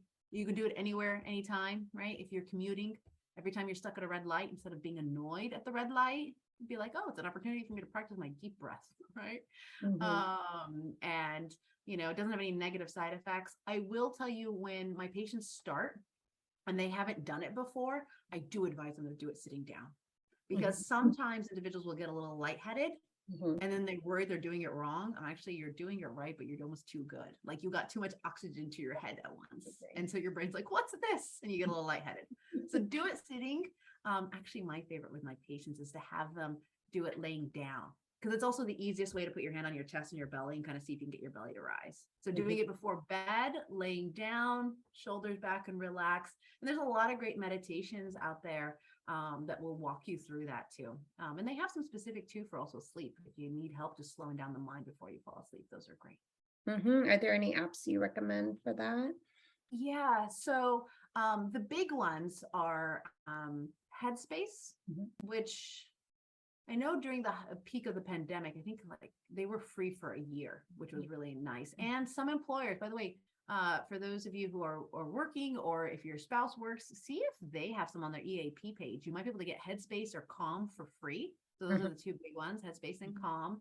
I actually noticed that through my library. I have a library card in Santa Clara. So if others do, so through the library, you can get the Headspace. Yeah, phenomenal. Yeah, they started doing a lot of those programs, which was really nice. I think Calm initially was doing it for like first responders, and then they opened it up to the general public during the height of the pandemic. So that was nice. So yeah, library. I know also some school districts, like high school districts. I love that some elementary schools are even teaching kids at a young age, which is great to know how to breathe and do yoga. Also, Comcast On Demand has a great deal of like yoga and meditation Community colleges have some. My alma mater is St. Mary's College. They do a great meditation course called Meditation and Prayer, right? It's a Catholic school. So they take an activity that a lot of people do, right? Which is that prayer. And for so many individuals, there's also like, right, the rosary or praying of beads, right? Buddhism, Islam, so many use prayer beads. And that's something for somebody to kind of focus on, slow down their breath, slow down their thoughts. And again, tying it to a habit you might already do. Yes. I love how you mentioned, I'm definitely doing this about the, washing your hands and practicing the mindfulness and the deep breathing. And just linking it to something that you do every day, several times a day. Are there any other good ones that you've heard that you would recommend, like incorporating some of these good habits that you talked about? Yeah. So another trick up my sleeve is visual cue. Most adults are quite visual. And so having a visual cue, and so it could be as simple as a post-it that says breathe, right? I have had some individuals who do a positive image. So it might be like a picture of their kids because that's what keeps them going. And so there might be like a picture of their kids, right, on the bathroom mirror, a picture of their kids next to the monitor to remind them to take their eyes off the monitor, extend, right, take a deep breath, and then focus on their work or whatever it is. Might even be in the car, right? Just don't block your vision. I want to keep everybody safe. And so having those little visual cues, and sometimes it's just a symbol. I had a woman who collected angels. And so she had like 8 porcelain angels, a picture of an angel. I think like somebody gave her bookmarks. She's like, I have them all over the place. And so for her, whenever her eyes landed on an angel, she would take a deep breath. It just kind of reminded her throughout the day. And so that worked out really well. So that's another one. The other is, of course, for those who are more drawn to tech or tech savvy is, of course, iWatches and phones. They have, obviously apps and features where you can set the timer. Mine sometimes would be like, it's time to stand up and I'm in the middle of a session and I would be like, you are not helpful right now. You are stressing me out. I can't, stand up right now. But you can set it so that it's at particular times, right? So if you know in your day, like, okay, when I get up to get my morning tea, I will take some deep breaths while I'm waiting for the water to boil, right? And then I do another one at lunch, and then to break up the monotony of your day and take care of your body.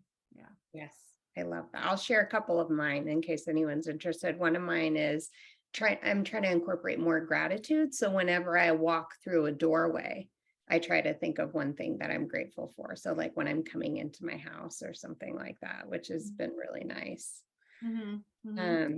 Absolutely. And then I heard the last conference reviewed journaling, right? Yeah. Journaling would also be phenomenal. Dr. Kacha talked about the importance of gratitude journaling and how it really helps with sleep. Yeah, absolutely. Okay. And I'll add one more little tip on the journaling, because sometimes when you have arthritis in your hands, it's hard to journal. You're like, I have so much to say, but my hand can't keep up.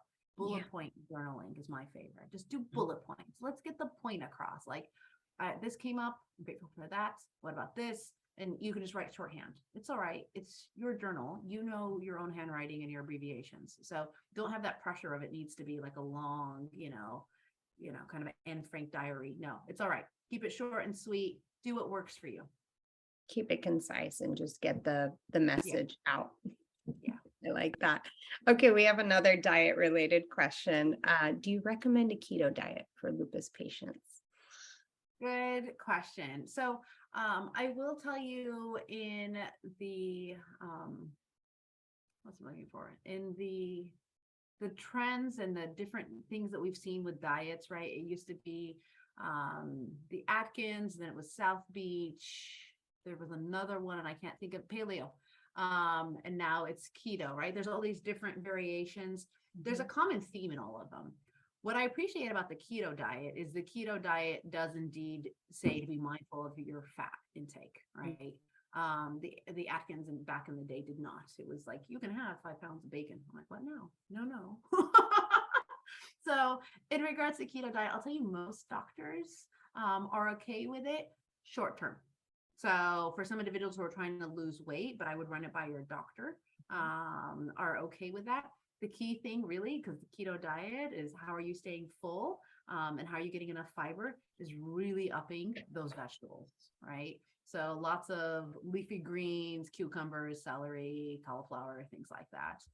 But I would definitely run it by your doctor. And the key concern too is keto diets do kind of constrict on some of the calcium. And I always worry about that with my patients, especially if they've been on prednisone. I want to make sure you're getting enough calcium and vitamin D, multivitamins. But is there a space for it? Yeah. And I've definitely had some patients who have done it short term to lose some weight and then slowly reincorporate, other food back into their diet. Okay, great. And we just have about 3 more minutes. And one thing I wanted to ask you, just to maybe clarify or give a recommendation, you talked about how wonderful exercise is for us, for moods and health in general. And you recommended starting small. So what do you think would be like a good amount of time to start? Great question. So I've worked in a pain clinic for now about 7 years. And so often I get individuals who sometimes are really just unfortunately gone through like horrific accidents, walkers on canes.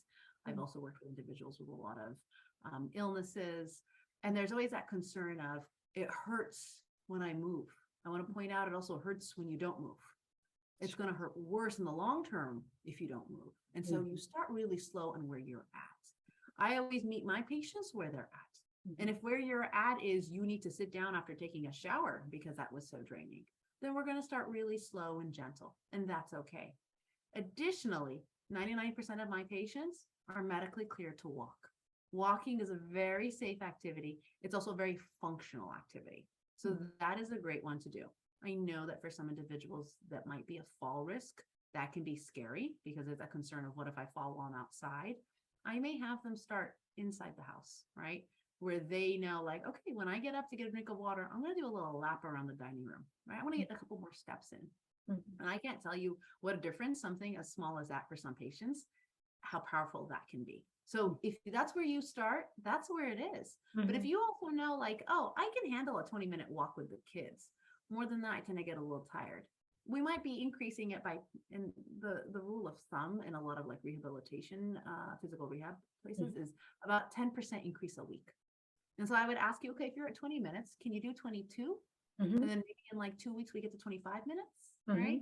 And for some individuals who would like to journal, you could even journal this for yourself and kind of keep track and be like, how did I feel after I did 22 minutes? No increase in pain. Look at that. I can increase my activity without increasing my pain.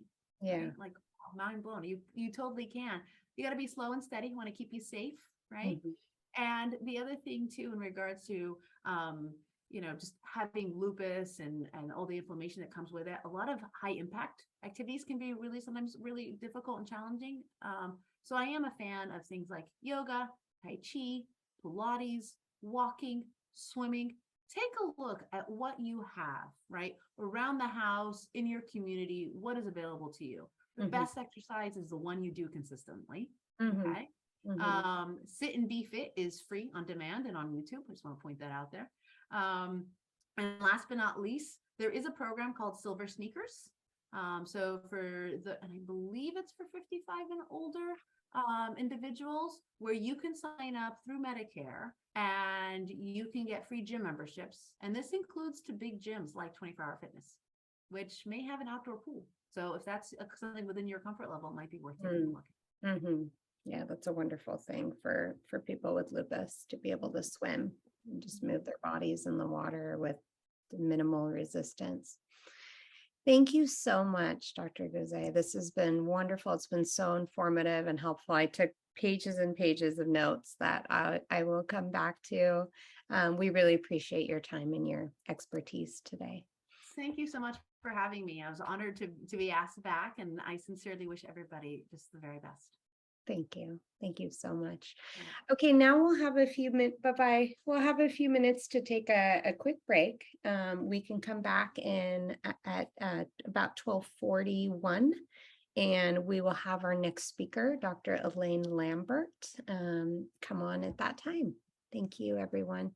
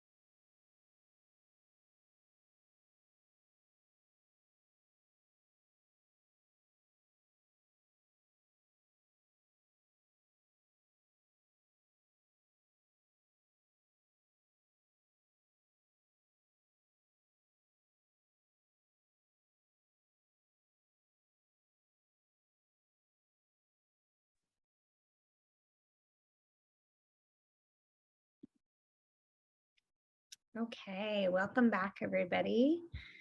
I would like to now introduce you to our next speaker, Dr. Elaine Lambert. Dr. Lambert graduated with honors from Baylor University and medical school at UT Southwestern in Dallas. She completed her rheumatology fellowship at Santa Clara Valley Medical Center and then a fellowship in clinical research from Stanford Healthcare in Palo Alto, California. She began her career at the Stanford University School of Medicine from 1990 to 1996. During her time at Stanford, Dr. Lambert received numerous teaching awards along with the Alvin C. Rambar Award for Excellence in Patient Care, which is the highest award given to clinicians at the Stanford Medical School. Dr. Lambert went on to private practice while continuing her work at Stanford as a volunteer, teaching from 1996 until May 2017. She also served as a team physician for Stanford women's basketball and volleyball teams from 1992 to 2012. Dr. Lambert is currently in private practice in San Mateo, California. Thank you so much, Satara. It's just a pleasure to be with all of you today. Thank you, all of you who are online. I wish we were in person. That's always nicer, but it's a real pleasure to be able to present this exciting information to you about a new product that we have available now to treat people with lupus. So I hope you'll put some questions in the Q&A, and Satara's going to help me with those at the end. We'll have plenty of time. And I like this slide set, even though it's really often presented to healthcare professionals. I think we can talk about a lot of things that will be important to all of you that are patients who are on the program today. But you'll have to stay tuned because at the end, I'm going to present 3 actual patients that will be helpful because I think you can start to see some of the symptoms that maybe you have in those patients, and it may help answer some questions about this particular treatment. And we're going to talk about Saphnelo, but start out and talk about lupus as well. So it's a promotional program, and I am presenting on the behalf of AstraZeneca, and I'm going to try to stay within the FDA approved label. And this program can't be used for CME or CE credit. So let's first talk about lupus, and then I'm going to transition into discussing the mechanism of action and how it's different with this new treatment, Saphnelo. And then, as I mentioned, I'll present 3 different patients who are actual people with lupus and how they responded to treatment. And then at the end, we'll summarize it.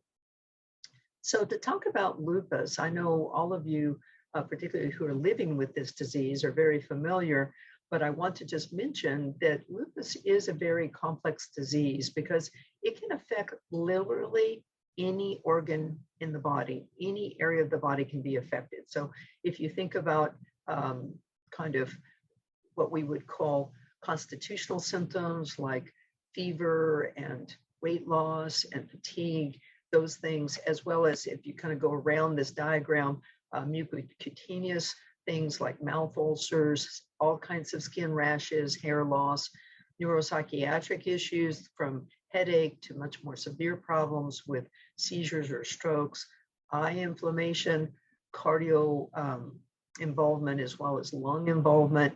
Obviously, kidney involvement is one of our big concerns, can affect the gastrointestinal tract in multiple ways. Obviously, also musculoskeletal features. So not only joint inflammation, but sometimes inflammation in muscles, and then many things that can affect the blood. So all of these areas are a possible target for lupus. And that's why I often say every person's lupus is really unique to them, because you may have different manifestations in different ways that your lupus flares, but there's a lot of commonality as well. So you can have very mild disease. Some people fortunately have less severe lupus, and then obviously it can be severe and even life-threatening. What we do see is that there's not only a higher prevalence in populations of color, Black, Hispanic, and Asian populations, and even Native American populations, but also in those populations, we often see more severe disease. Now, I'm sure are aware that about 90% of patients with lupus are women, but in the 10% of men that get lupus, they often have worse disease as well. And so one of the things that we have been doing now for all the decades of treating patients with lupus is we use a lot of corticosteroids. Here you'll see it abbreviated oral corticosteroids, or OCS. So think about that as prednisone. And you can see that about 70% of lupus patients who were enrolled in 2 different studies were on a fairly high amount of prednisone at 18 to 20 milligrams per day. And we know that that reflects often the disease activity, needing more prednisone. But we also know that if you have to persistently stay on doses of prednisone that are more than 7.5 milligrams a day, that can contribute to organ damage that may be irreversible. And on the next slide, on this right-hand side, you can see what some of those things might be that are considered organ damage that could be particularly related to using prednisone. Things like cataracts or osteoporosis leading to fractures, obviously things like diabetes. You can also, from the disease itself, have cardiovascular issues and obviously kidney damage. But on the left, you'll see that there's studies that showed if you don't have to take glucocorticoids in the gold bars, you have less risk of this damage occurring than if you are taking glucocorticoids. And of course, that could reflect how active and severe your disease is, that you need more of the prednisone. But also it's one of our goals to really try to reduce and get people off prednisone. So that's an important endpoint that we're looking for when we're treating people with lupus. Now, this slide is introducing the mechanism of action of the drug we're going to talk about, Saphnelo. So the IFN1 refers to type 1 interferons. And interferons are cytokines or cell communicating proteins that are very important in kind of our whole immune reaction. So on this slide, you're going to see on the top left, the innate immune system. So this is part of the immune system that's present in all multicellular organisms. So basically almost every living organism, and plants, even bacteria can have these kinds of cells involved. So all kinds of living organisms have this innate or kind of rudimentary immune system. And you can see some of the cells involved there. But interferon type 1 is involved in even this kind of rudimentary innate immune system. On the bottom right, you see what's called the adaptive, or also referred to as acquired immune system. So this is only present in vertebrates. So obviously all mammals and certainly we as humans have this more sophisticated adaptive immune system that will respond to various kinds of infections or other things that are going on in the body, like cancers. And in this case, we're really talking about autoimmunity. So interferon is involved in both of these immune systems, kind of meets in the middle here, and it's talking about how this interferon can then be the result or signaling of the interferon can cross cell membranes represented here and then change the expression of genes within the cell. So you can see here that autoantibodies can be produced, particularly if these are autoreactive cells. And of course, lupus is a autoimmune process where your body has developed these autoreactive cells that are now producing autoantibodies and other cytokines that are leading to the inflammation in lupus. So it's not a natural process, but it's something that our immune system has basically kind of gone out of its usual boundaries and become overactive. And that's what we kind of think of with all of the autoimmune diseases that we see, and lupus being a prominent one. So why are we targeting these type 1 interferons? Well, many years ago, they found that patients with lupus, and particularly in adult patients, that up to 80% of those who have more active lupus will have an elevation of what's called the type 1 gene signature. Now, they use this process to measure type 1 interferon in patients because it's difficult to measure the cytokine interferon itself. It's very fleeting in cells, and so it's only able to be done in a kind of clinical trial setting. And even measuring this type 1 interferon gene is not something commercially available yet, but it is something that was found in a clinical trial setting. So we know that when we have this elevation of type 1 interferon, it's associated with more lupus disease activity and severity. So that became a target of trying to help decrease the amount of type 1 interferon in lupus patients. And that's where this blocking receptor that you'll see in a moment is called Saphnelo, or anifrolumab as the generic name, came in to be tried and used in lupus patients to try to interfere with this type 1 gene signal in order to reduce inflammation in lupus patients. So let me turn now and talk to you a little bit about how Saphnelo clinical trials were put together. But first, let me just show you this diagram of the receptor sitting. This is a cell surface that kind of looks like a landing zone here with these prominent receptors. And then the interferon is these little orange balls. And then the Saphnelo, represented here by the teal antibody structure, is what comes in to bind the receptors and keeps the interferon from binding. And then this structure of the Saphnelo and the receptor gets actually sucked into the cell, internalized, and that eliminates more targets for the interferon so that we see less inflammation and less immunologic processes in patients with lupus activity. So it can also block some of the plasma cells, and that's a special type of cell that produces antibodies. So in lupus, we see a lot of antibodies produced, things like antinuclear antibodies, double-stranded DNA antibodies, and others. And you will see less of those autoreactive plasma cells that are producing the antibodies that can be part of the active inflammation producing cells and antibodies in lupus. So that becomes more normal as you can decrease the amount of the interferon type 1 in patients with lupus.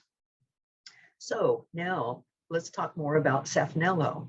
So right now it's only used in adult patients, and it's indicated for those who have moderate to severe systemic lupus activity and are getting standard therapy.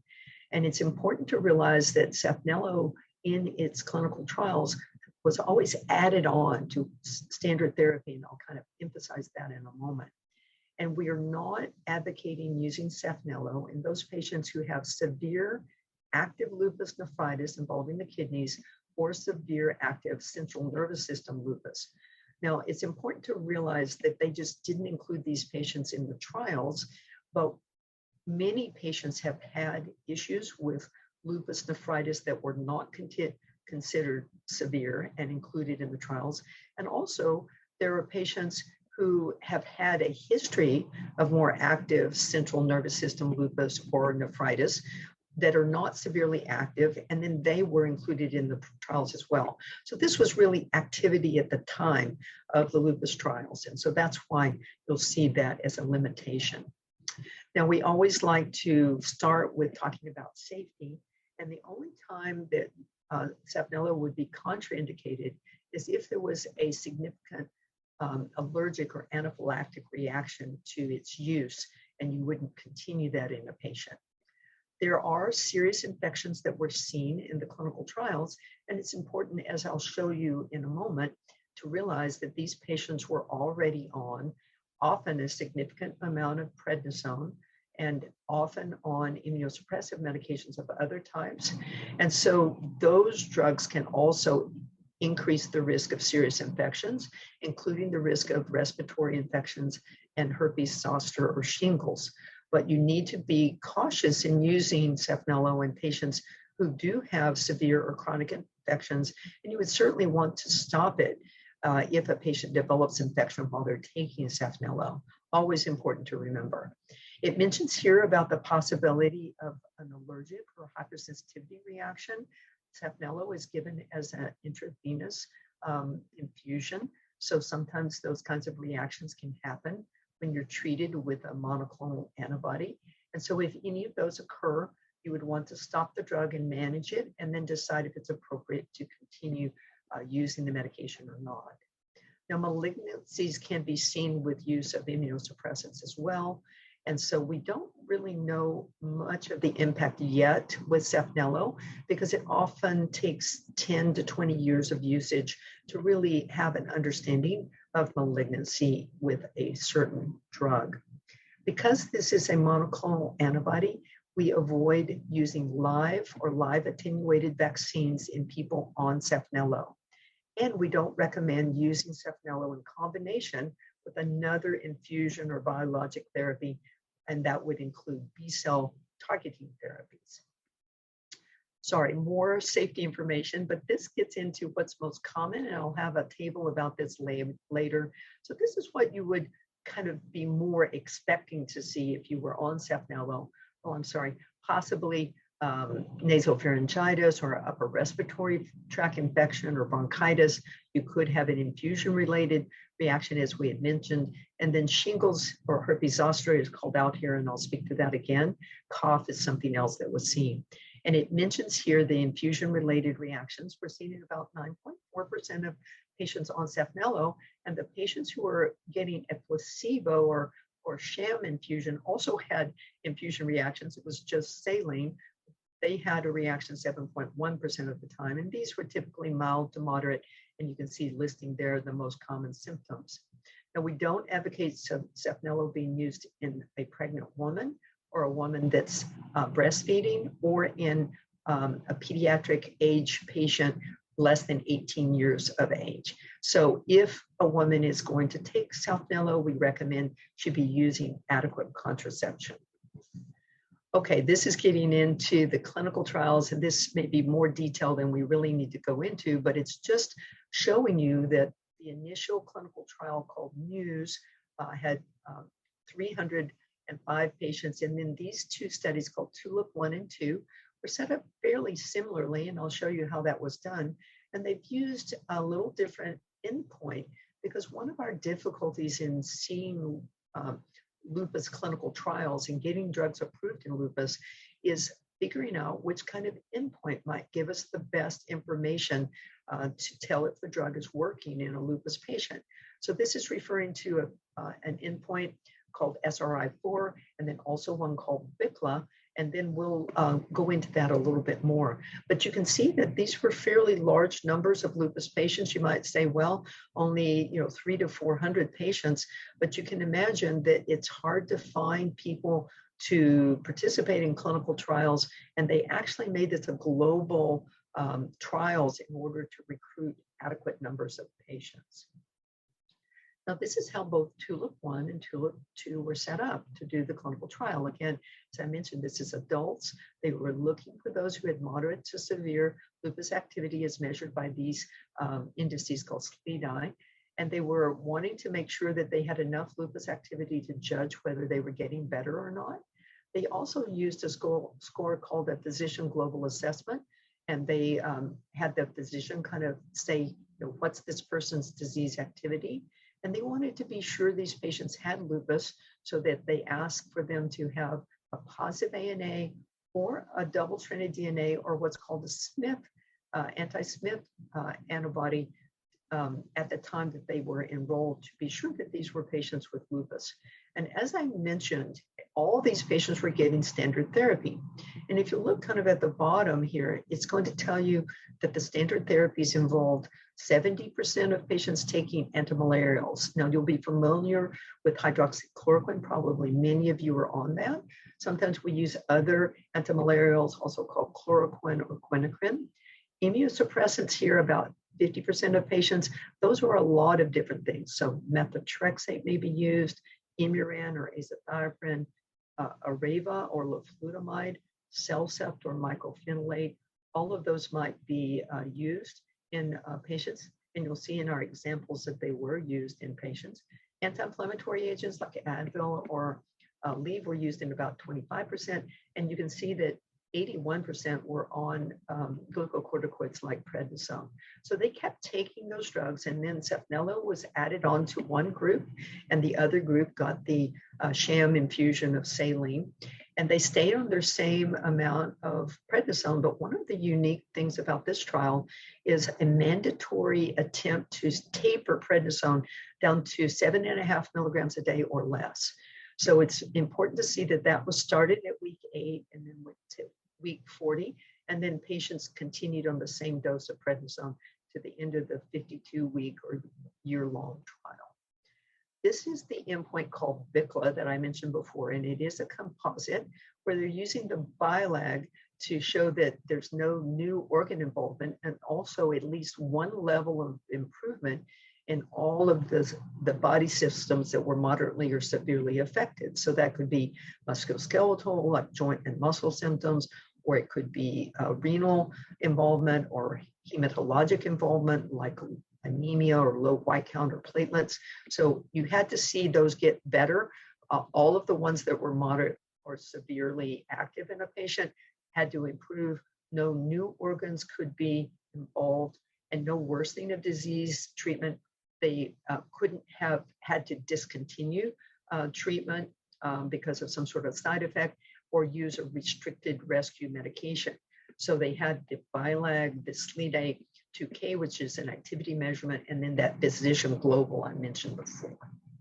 Now, here's what these patients look like in the trials. And you can see that these patients had a long time that they had lupus, about 12 years.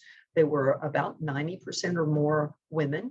And you can see the distribution of the different races and ethnicities. And I think this is really important because this is our what we see in Northern California. These are the ethnicities that are present. And I certainly have all of them in my patient population with lupus. So it's important to see how well do people of different ethnicities and races will fare with various clinical trials. So I think this is very important.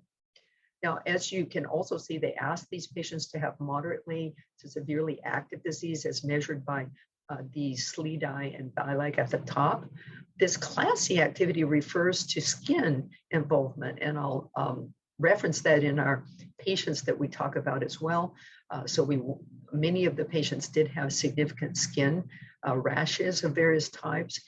And then the numbers of tender and swollen joints, you can see it was about 6 or 7 swollen joints and around 10 or 11 tender joints. And they, more than 80% did have this elevation of their type 1 interferon, as was predicted in patients who had moderate to severe activity. About 40 to 50% had elevation of their double-stranded DNA, but you can see, the reverse is also true. A lot of patients did not have that. Complements, if they're abnormal or low in lupus activity, because the complements are being consumed by the active inflammation. So you can see that a number of patients did have the low complements as well, but most of the patients, 80% or so, were on prednisone, and about half of them were on more than 10 milligrams a day. And so the mean dose was about 10 to 12 milligrams per day. You can see that around 70% were on antimalarials, and again, about 50% on immunosuppressant agents as well. Now, the primary endpoint was this in the TULIP-2, this BICLA response. And you might say, well, that's not a huge change, but remember, these patients who were getting placebo were also getting standard therapy that might be helping their lupus symptoms. But actually, this percentage of 16.3% change is actually quite large compared to many of our other lupus trials. So it is showing that Saphnelo has shown a significant difference in response in those patients who were on Saphnelo and standard therapy versus those who were only on standard therapy. So 53% more patients did have reduction in disease activity in all of these different areas that you can see that we talked about, including constitutional things like fatigue that I'll point out again in our patient cases. And the reduction, however, was really driven by mucocutaneous, so mouth ulcers, alopecia, rashes, as well as things like muscle and joint pain and inflammation. So important to realize that that's what we saw really driving these changes. Now, as I mentioned, we care about the different responses in our patients of different race and ethnicity. And you can see that there was improvement across the board in all of the different races that were tested, as well as the Hispanic and non-Hispanic ethnicity. So about 1 out of 2 patients, regardless of their race or ethnicity, got a significant reduction in their lupus activity. So one of the important questions is, well, how fast does this change occur if you're on Saphnelo? So it's nice to see this timeline. If you go from the bottom left at 0 time, you can see there's even a little change at 4 weeks, and the Saphnelo is given every 4 weeks. But that separation continued and was sustained out to the end of the trial at 1 year. So about 55% patients were more likely to get this sustained BICLA, that's the endpoint response, through the remainder of the treatment. Well, importantly, we like to see that it works quickly, that we might see change as soon as 4 weeks, but more change was seen as the trial goes on. And then when you get to the end of a year, you're hoping that the patients will have a continued improvement and it would be durable. Because if you see an improvement early on, you don't want that to fade. And that's one of the things that's very nice to see here. And you can see that the numbers of patients that had the BICLA response did grow over the 1 year trial duration. Now, what about lowering prednisone, which is just so important to decrease various types of side effects and also help to prevent that possibly irreversible organ damage. So this was considered a key endpoint, that patients were able to get down to less than prednisone at 7.5 milligrams per day or equal to that. And you can see that there was 21% more patients able to do that if they were on Saphnelo versus just those on standard therapy. So 72% of patients were achieving this sustained reduction in prednisone dose at 7.5 milligrams a day or less. So that's a very important target and kind of unique to this trial to try to really reduce the prednisone usage. Now, I promised you I'd give you a little more insight into the safety of Saphnelo. So remember, these patients are on standard therapy, getting prednisone, immunosuppressive drugs, also things like hydroxychloroquine as well. And then you add on the Saphnelo in this kind of teal first column. So you can see if you look at the percentages, and this is occurring in the 3 trials I mentioned at the beginning, the Muse and the TULIP 1 and 2, they pooled all the safety data to show that yes, there's a higher percentage of patients who got not only respiratory infections, upper respiratory infections, but also bronchitis and slightly higher infusion reactions with the addition of Saphnelo. Let me call out the difference in the herpes zoster. You can see there was 6.1% of patients with Saphnelo who got herpes zoster versus those in the standard therapy, only 1.3%. And we know that that's important because interferons are very critical to viral actions. And so if you are blocking interferon, then you may allow some viral infections to be more prevalent in patients.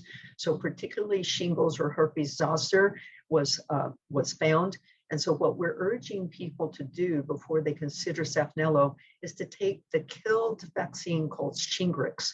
Now it's 2 doses. You get 1 dose, wait 2 to 6 months to get the second. So what I've been doing in my patients, because this is not something in the label with Saphnelo, is I'm having them get the first Shingrix and waiting at least 2 to 4 weeks so they can build up some antibodies to the shingles vaccine, to then help protect them against having shingles.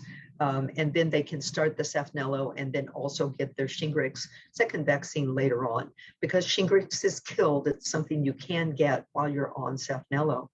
So you can see there's slightly higher cough and respiratory tract infections that were seen, and also slightly higher hypersensitivity reactions that were seen as well with the infusions.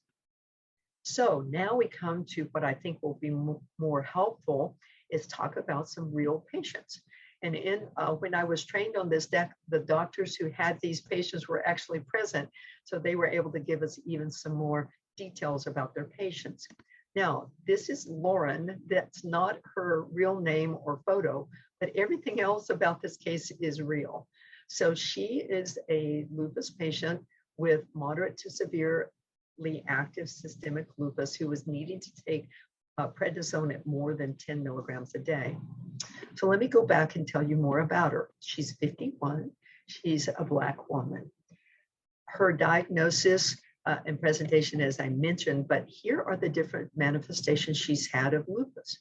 She's had a macular papular, which is kind of a red bumpy rash on her face and chest, and it's often more actively seen in sun exposure. The bullous rash is like a blistering rash, which can also ulcerate and leave open skin lesions, and she's had that on her chest and arms. Alopecia refers to hair loss, and then mouth ulcers are like canker sores. She's also had arthritis involving hands and knees with joint pain and swelling, and fatigue, which is of course very typical of active lupus, and low-grade fever. She, in addition to her lupus, has fibromyalgia, hypertension, and type 2 diabetes, as well as depression. So she is having these symptoms of joint pain, fatigue, depression, and sleep deprivation. She does have positive antibodies with antinuclear double-stranded DNA and low complements, as well as low, she's got anemia and low numbers of white cells, particularly lymphocytes, and low platelets. All of those are seen in her blood tests.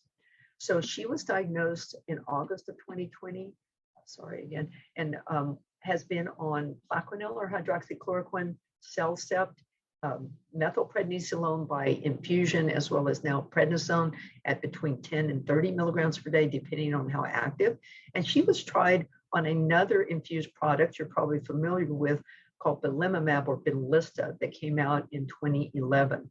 So she was on those medications, but still having active disease. So her rheumatologist decided to switch her from the belimumab or Benlysta to Saphnelo, and she stayed on the other medications that she was on. And that was started in November of 2021.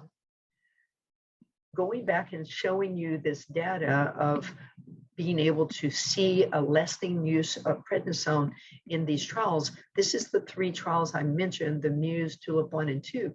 And in all 3 of these, there was a significant decrease in the amount of prednisone that was needed by the patients on the Saphnelo group, the Saphnelo arm of the trials, above the standard therapy.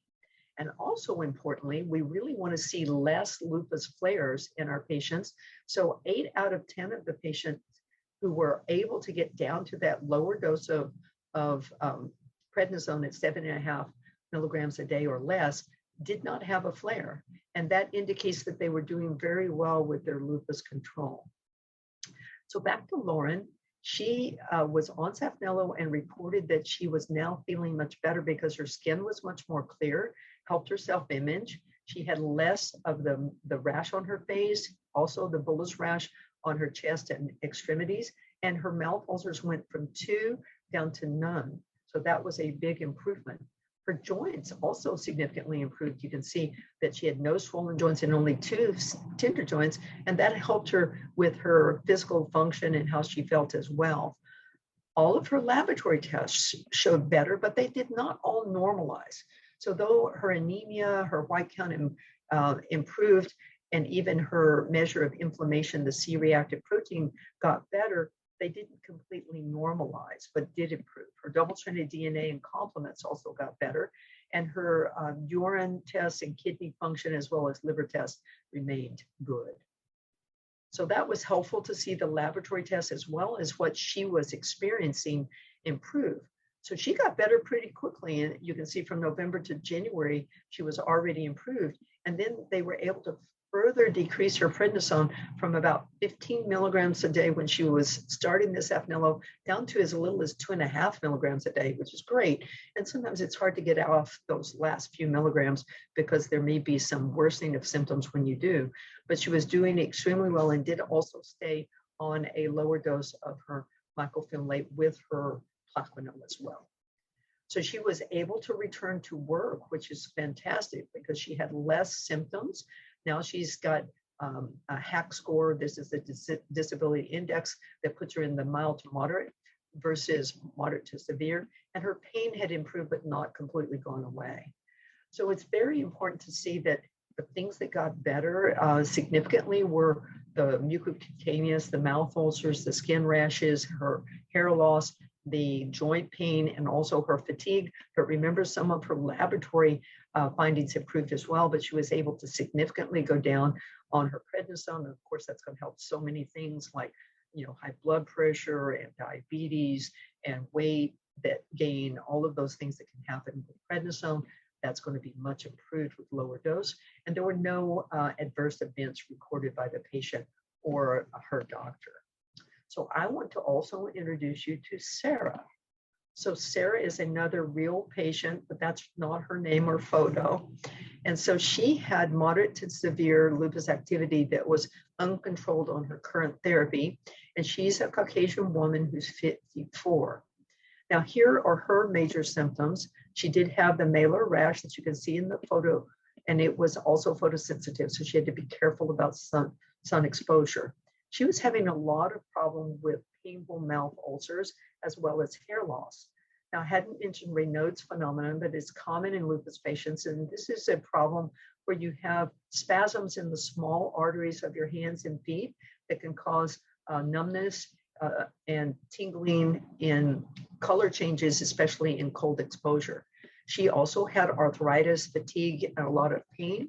And she, in addition, had two other autoimmune phenomenon, which is celiac disease, which means you have a problem with gluten sensitivity, and Hashimoto's thyroiditis that can lead to low thyroid, and also had fibromyalgia as a pain disorder. She had a positive ANA and also Sjogren's syndrome A and B antibodies, and one that's not so commonly measured called antichromatin that's similar to antihistone antibodies. And she was really struggling with pain, fatigue, really depressed because it was she was having such a poor quality of life with her lupus symptoms. So she was diagnosed back in March of 2020, had been on a number of treatments. Here, Plaquenil, the Areva or leflutamide, Imuran, azathioprine, and also had tried Benlysta, but was still needing prednisone at 5 to 10 milligrams per day and wasn't well controlled. So she was switched from the Benlysta to Saphnelo, continued on prednisone, and also the leflutamide and azathioprine were stopped. And we learned that she was having some side effects with those medications as to why they were discontinued. And you can see she did well enough on just Saphnelo that her prednisone was completely eliminated 3 months after starting Saphnelo, but she was definitely continued on hydroxychloroquine, which we think is a very important maintenance medication for all lupus patients unless they have an intolerance, because hydroxychloroquine really helps to reduce lupus flares and also can help with minimizing some issues that can happen with lupus, such as diabetes or heart disease, and that's been shown in long-term trials. So here's the kind of teasing out the patients that were in the TULIP-1 and TULIP-2 clinical trials and seeing how did they do with their mucocutaneous manifestations, so rashes and mouth ulcers and hair loss. And you can see in the teal color, the Saphnelo patients, in addition to the standard therapy, did better, and it was showing an improvement as quickly as week 4 and sustained out to the whole year. The same thing with the musculoskeletal features. You can see that people felt better in regards to their muscle and joint pain fairly quickly, and then that was also sustained out to the end of the trial at 1 year. So back to Sarah, she's reporting that her malar rash, her photosensitivity, her severe mouth ulcers, and her alopecia all did get better, and the doctor or healthcare person who was seeing her agreed.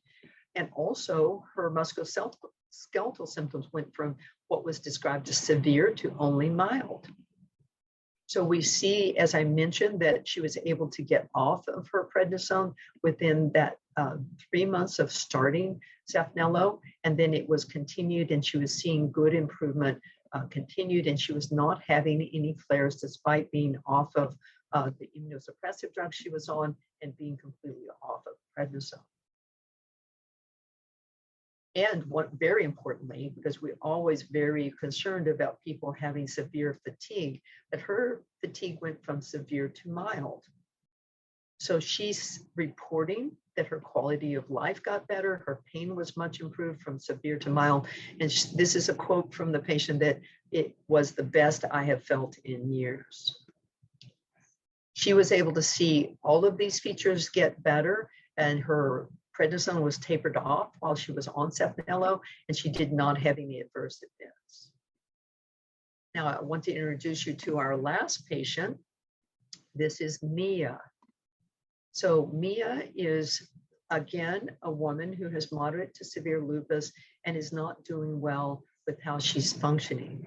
She's 61, and she's also a Black woman. She had these various symptoms, including body rash and discoid lupus lesions. I haven't mentioned this, but this is a particular type of skin rash that can be very difficult and very frustrating, because particularly in more highly pigmented individuals, it causes darkening of the skin and then can leave the skin with a lack of pigmentation. Unfortunately, these lesions tend to happen on the head and neck, and particularly if they happen in the scalp, it can cause scarring and also scarring of the face. So it can be a very, very difficult rash, and one that's very important to treat so that we don't get issues with permanent scarring. Now, some people with lupus only have the discoid rash and don't have systemic disease, and those patients typically are more treated by dermatologists. But also we see in about 10 to 15% of people with systemic lupus, they can also have these discoid lesions, which Mia has. She has oral ulcers. They tend to be painful in lupus patients. She's had joint pain and fatigue. These are the things she has as well. Borderline diabetes, because she's had to be on prednisone, that brings it out. Also obesity, often brought out by prednisone. And then trouble with sleep apnea. Hypertension can be made worse by prednisone. And then, of course, all of this could lead to depression. So she's having issues with her quality of life. She misses a lot of activities. She hasn't been able to go to church. She had to quit her job because primarily the fatigue, and also now she's feeling depressed related to all of these lupus symptoms.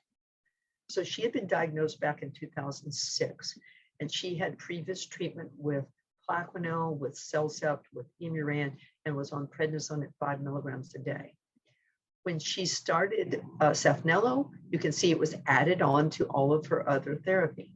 Now, people might think it's unusual to use both Cellcept and Imuran together, but I know from the doctor who was treating her, she had difficulty with trying to take very high doses of either drug, so they were used in lower doses in combination, but we do sometimes use both Cellcept and Imuran in combination.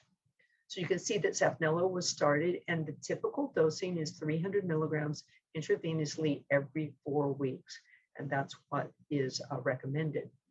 Going back now and looking at, this is an endpoint that's used to grade how well individuals in lupus trials do with skin manifestations. So what you can see overall, that this is showing the percent of patients who get at least a 50% reduction in their skin score. And this is at week 12. And all 3 of the trials show a very significant improvement. So this is one of the things that we note that is very commonly seen in patients on Saphnelo, is that their skin manifestations get much better. Now, you might notice that there's a little carve out here that says the results are descriptive only. Even though you might see a significant difference here, it couldn't be statistically significant because these were not primary endpoints. Also, joint symptoms got better in 2 of the trials, significantly and numerically better in the TULIP-2 trial. And as I've shown you, our 3 actual patients showed that kind of improvement in their joint symptoms. So now back to Mia.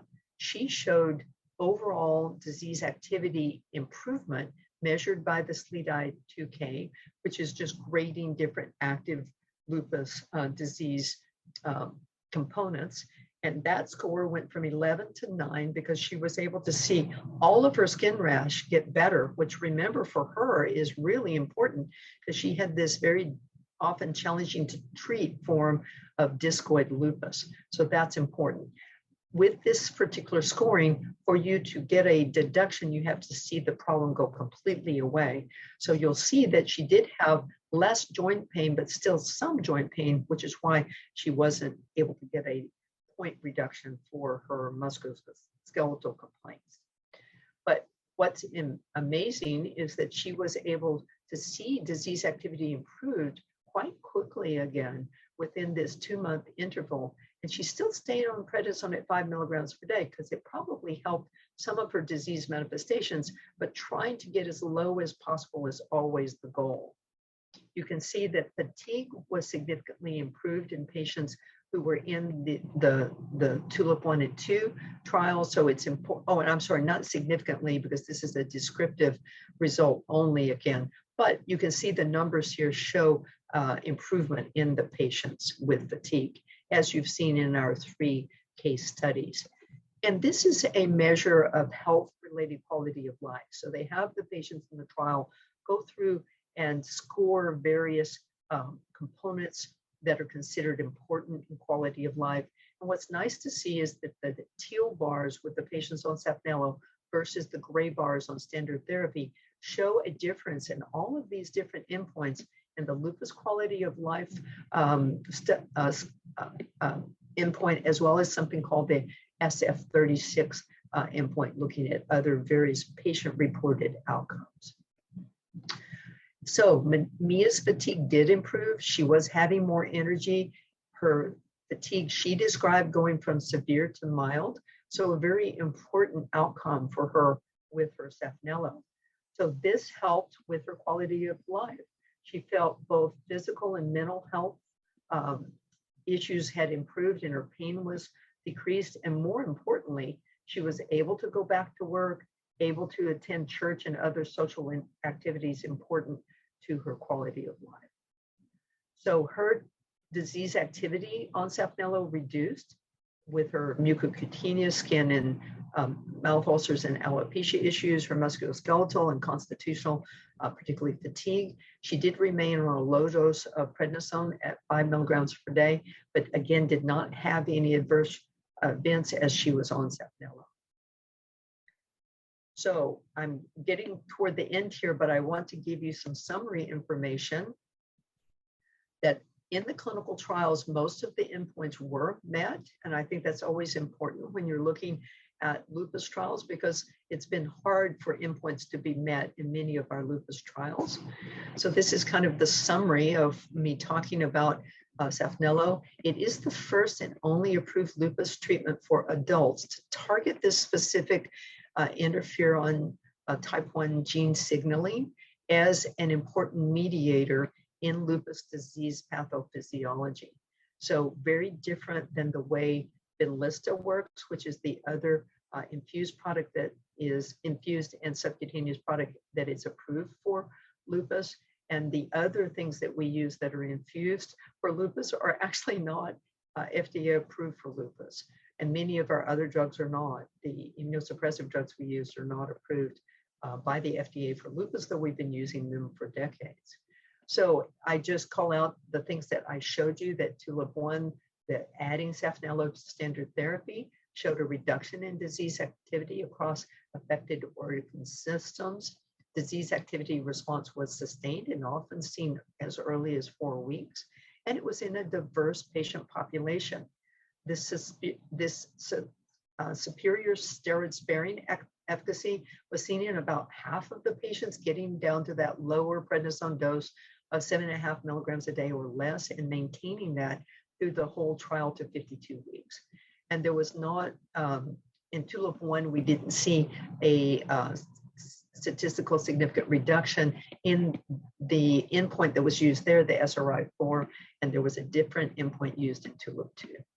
I did go over the safety, and here again is listed the most common adverse events that occurred in more than 5% of patients. And you'll see that's nasopharyngitis, upper respiratory tract infections, bronchitis, infusion-related reactions, herpes zoster, or shingles, and cough. Now, let me go back and talk a little bit more about how this drug is given.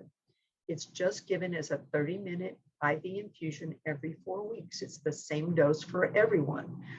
You dilute it. The person who's doing your infusion or the pharmacist would do that. There's no loading dose, so you don't have a higher dose given or closer interval infusions. It's all the same infusion timing every 4 weeks. There's no pre-medication required, so that cuts down on the time you would need to be at the infusion center. The drug doesn't have to be frozen, which is good because that makes it easier for administration. Also, very interestingly, the drug itself does not require laboratory monitoring because there's no change that's seen with, say, your kidney or liver function or your blood counts that would be something as an adverse reaction with Saphnelo. But clearly your doctor is going to still be monitoring you with laboratory tests to monitor how active your lupus is, and particularly if you're on other medications that do require laboratory monitoring. And of course, it's going to be given by a healthcare professional. And the most common infusion-related events are headache, nausea, vomiting, fatigue, and dizziness, though they didn't occur commonly. Those are things that often can be taken care of by slowing down the infusion or sometimes using pre-medication if it is needed, though it's not required. Serious infusion-related hypersensitivity reactions were quite rare and would be treated with the appropriate medications for the event. Now, this is something that AstraZeneca is very proud of, that they have a Saphnelo support structure to help patients who are on Saphnelo. So here's a phone number, or you can go to their website to get more information. They provide a care coach that's assigned to each patient to help them with understanding about Saphnelo and to make sure that they're following through on getting copay assistance and reimbursement and access support. And also they have some pieces of education that can be helpful. They help to remind patients when their infusions are due and their doctor's appointments and things like that. So it's a very helpful service for patients who are on Saphnelo. So now I've come to the end and hope that there may be some questions that I can answer for all of you. And please feel free to put the questions in the question and answer. And I'm going to call on Satara to help me with fielding those questions. Yes, thank you so much, Dr. Lambert. That was so informative and helpful. Now we'll go ahead and open up the Q&A. We'll begin with the questions that were asked during the presentation. Please feel free to ask any additional questions. We'll try to get as many questions as we can today. One question I'm seeing here for you, Dr. Lambert, is was the data collected after the BICLA end date, and is the study ongoing? So that's an interesting question, and obviously the person understands about clinical trials. Yeah. So it was interesting because TULIP 1 that used the SRI-4 as an endpoint ended before TULIP 2.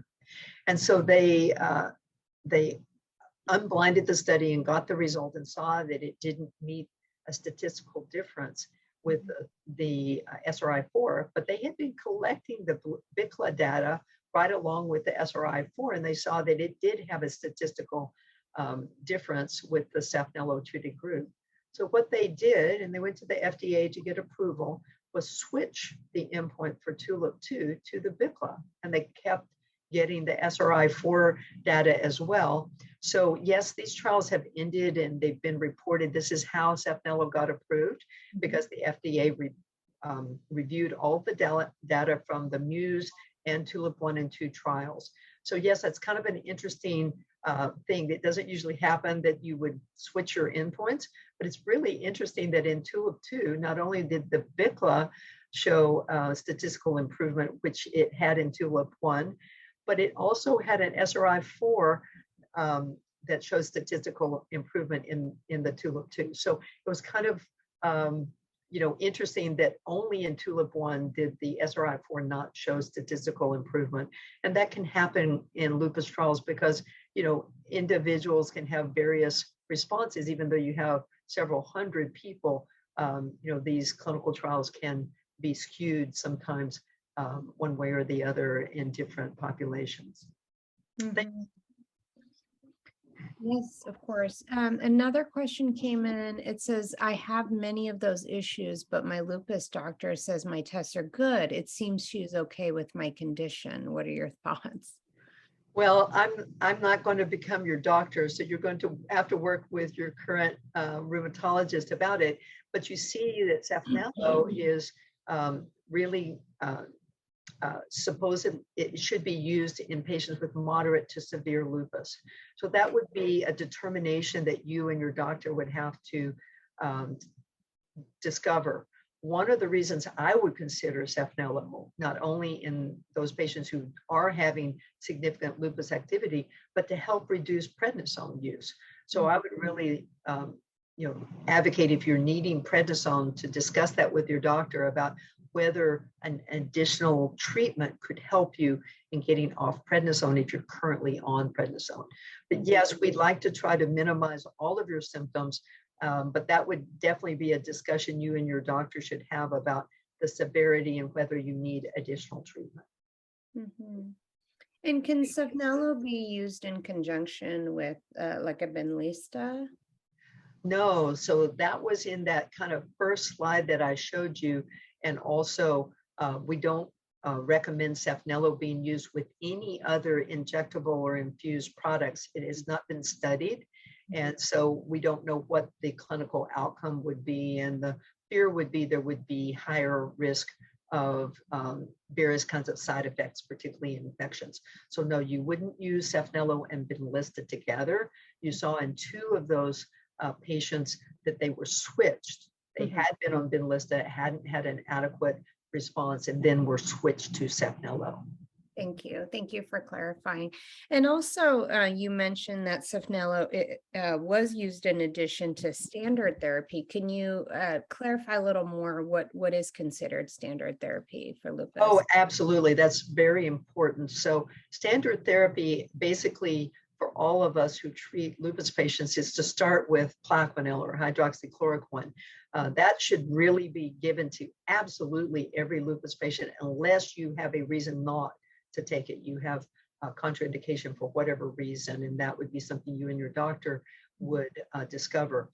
But so all my patients stay on the hydroxychloroquine forever. I even have some patients who say, oh, I'm doing so well, can I just stop it? No, you have to stay on that for a lifetime, because we really know that it's such an important treatment to help protect lupus patients from flares and to, like I mentioned, help to protect against things like diabetes and heart disease. So very important to continue hydroxychloroquine. I'll add another mainstay therapy is vitamin D. We really try to get patients who have lupus to get their vitamin D level to be over 40, the 25 hydroxyvitamin D, because we know those patients do better as well with their lupus. So those are 2 kind of, everyone should get kinds of therapy. And then we add on to that, obviously, we often use prednisone because it's inexpensive, it works quickly, it's very effective for many symptoms. But what we don't like is if we have to keep on prednisone, particularly in those higher doses for long periods of time, because that's where we build up those potential side effects and problems. But we use a lot of prednisone and corticosteroids, and sometimes even very high doses if there's some organ-threatening issues that happen. For instance, in kidney involvement with nephritis, we might need high doses of a corticosteroid like solumadrol to treat that, to try to get the inflammation down very quickly, because prednisone is a great anti-inflammatory. We just don't like to use it in higher doses long term. So those would be commonly first used, but then we often add immunosuppressive agents like methotrexate is very commonly used. Arava or leflutamide is less common, but similar to methotrexate. Azathioprine or Imuran is a very old drug that we still use in certain circumstances. And then Cellcept or mycophenolate is used, particularly with kidney disease. Mhm. And I might mention that Cellcept cannot be used if you're trying to get pregnant, whereas azathioprine or Imuran can, and methotrexate cannot be used if you're trying to get pregnant. So most women, when they first get lupus, are of childbearing age. So we have to be very careful if we're giving medications that could be a problem if you get pregnant, to have women using appropriate contraception, and they required that in the Saphnelo trials, as you saw. Mhm. I hope that helps. Does that clarify? Yes, that makes a lot of sense. Good. And another thing that I know you mentioned, Plequenil is for life, and I've even heard it referred to as the lupus vitamin. But someone here is saying, and I think this is what she's referring to. She says she's been on, she says, I've been on prescription steroids for 30 years. Mm. How about her eyes? Is that a concern for eyes? Oh, unfortunately, yes. Any type of corticosteroid, clearly it sounds like you might be on prednisone, though there are others. There's Medrol or methylprednisolone that can be used sometimes, but I would say prednisone is most common in the United States. So yes, we have a lot of concerns about long-term use of prednisone, and really you should be seeing your eye doctor on a regular basis if you're on prednisone, even lower doses, because it can increase ocular pressure and cause glaucoma.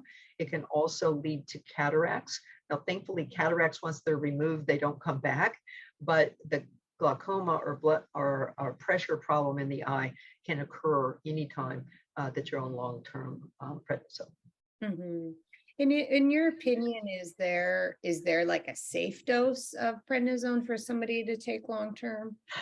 Oh, that's a lovely question. I know. I don't know if any of you have heard Michelle Petrie speak, but she's one of our very famous lupatologists that is in St. Louis, and she has a huge cohort. I think it's 2,000 to 3,000 lupus patients that she's followed for about 30 years. And so I'll quote her. She says, "P is for prednisone and poison." It's a lot of emphasis.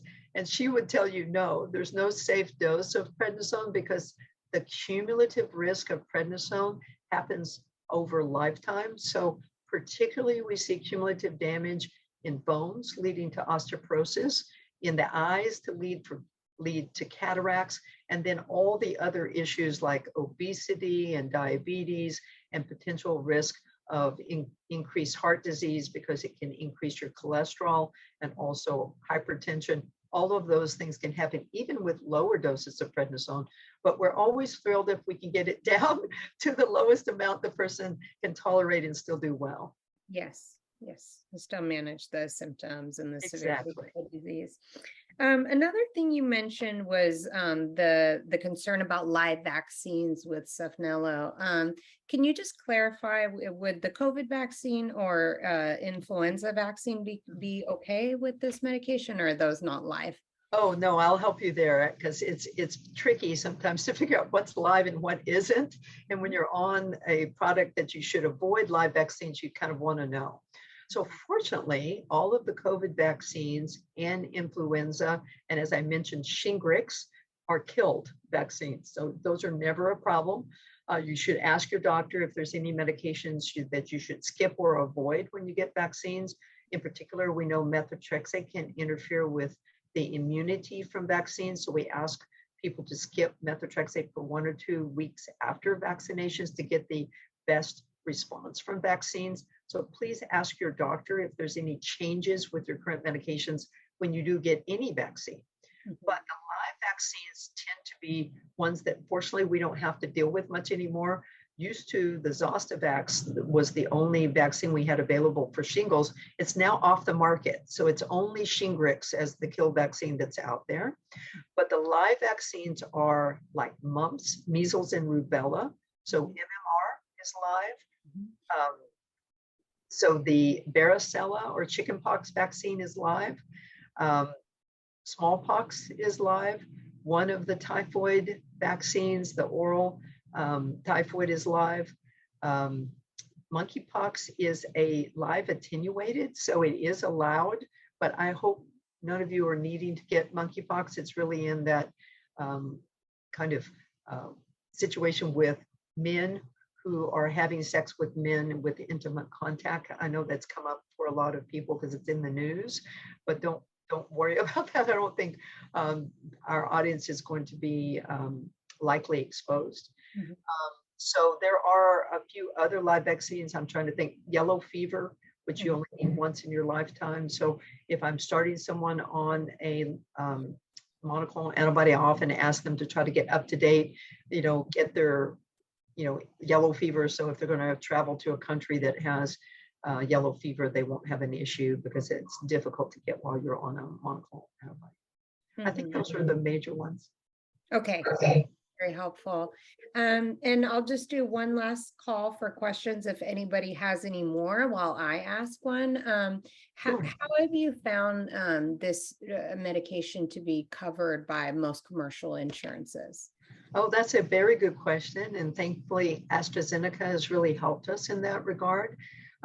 It will require a prior authorization, but I have so far had no patients that we didn't get easily authorized. And if there is a difficulty, AstraZeneca has people who will help your provider with getting that approval. And so that's been really helpful. And because it's an intravenous medication, it's actually also covered on Medicare. So you might say, well, how many, people over 65, because that's what you think about with Medicare. But remember, I have younger patients who are disabled on Medicare because of their lupus, and they would be covered as well on Medicare. Okay, that's really good to know that that's a big issue is just having that coverage for a lot of people. Oh, definitely. Yeah, the coverage is essential. Okay, so somebody says they're gonna talk to their doctor about this, and so this is something obviously that is now commercially available and should be accessible Yeah, for. and I should have mentioned that earlier that Saphnelo was approved just about a year ago, August of 2021. So clearly it's commercially available now. Sir, if there's any question, the representative that helps your healthcare provider can help. If they don't have their own infusion center, they'll help with where it could be infused. And if you do have your own infusion center, they'll help with getting contracted so you can get the Saphnelo. Great. Dr. Lambert, thank you so much for a great session today. Well, I appreciate everyone that's on the call, and thank you for your time. And I really appreciate being asked. I love being a supporter of the Lupus Foundation. You do so much good for my patients and all the other lupus patients that you touch. So thank you for what you do. Thank you. And thank you for your time and your expertise. And we also want to thank AstraZeneca for sponsoring today's health conference. Yes, I do appreciate them allowing me to present their slides for all of you today. All right. Well, feel free to stay on if you want, and I'm just going to wrap up. I want to Thank you, everyone. Satara. Yeah, my pleasure. I want to thank everyone who joined today. I hope everybody learned something new. I know I did. If you want to rewatch this video, or if you missed Dr. Goozeé's presentation from earlier this morning, it'll be available on demand next week. So please watch for an email with the link. For additional resources or questions, please visit our website at lfnc.org or email us at communications@lfnc.org. I hope you all had a great day today and that you'll join us for our next conference, which will be in September. Watch our social media website or your emails for more information. Thank you so much, everyone, and have a great day.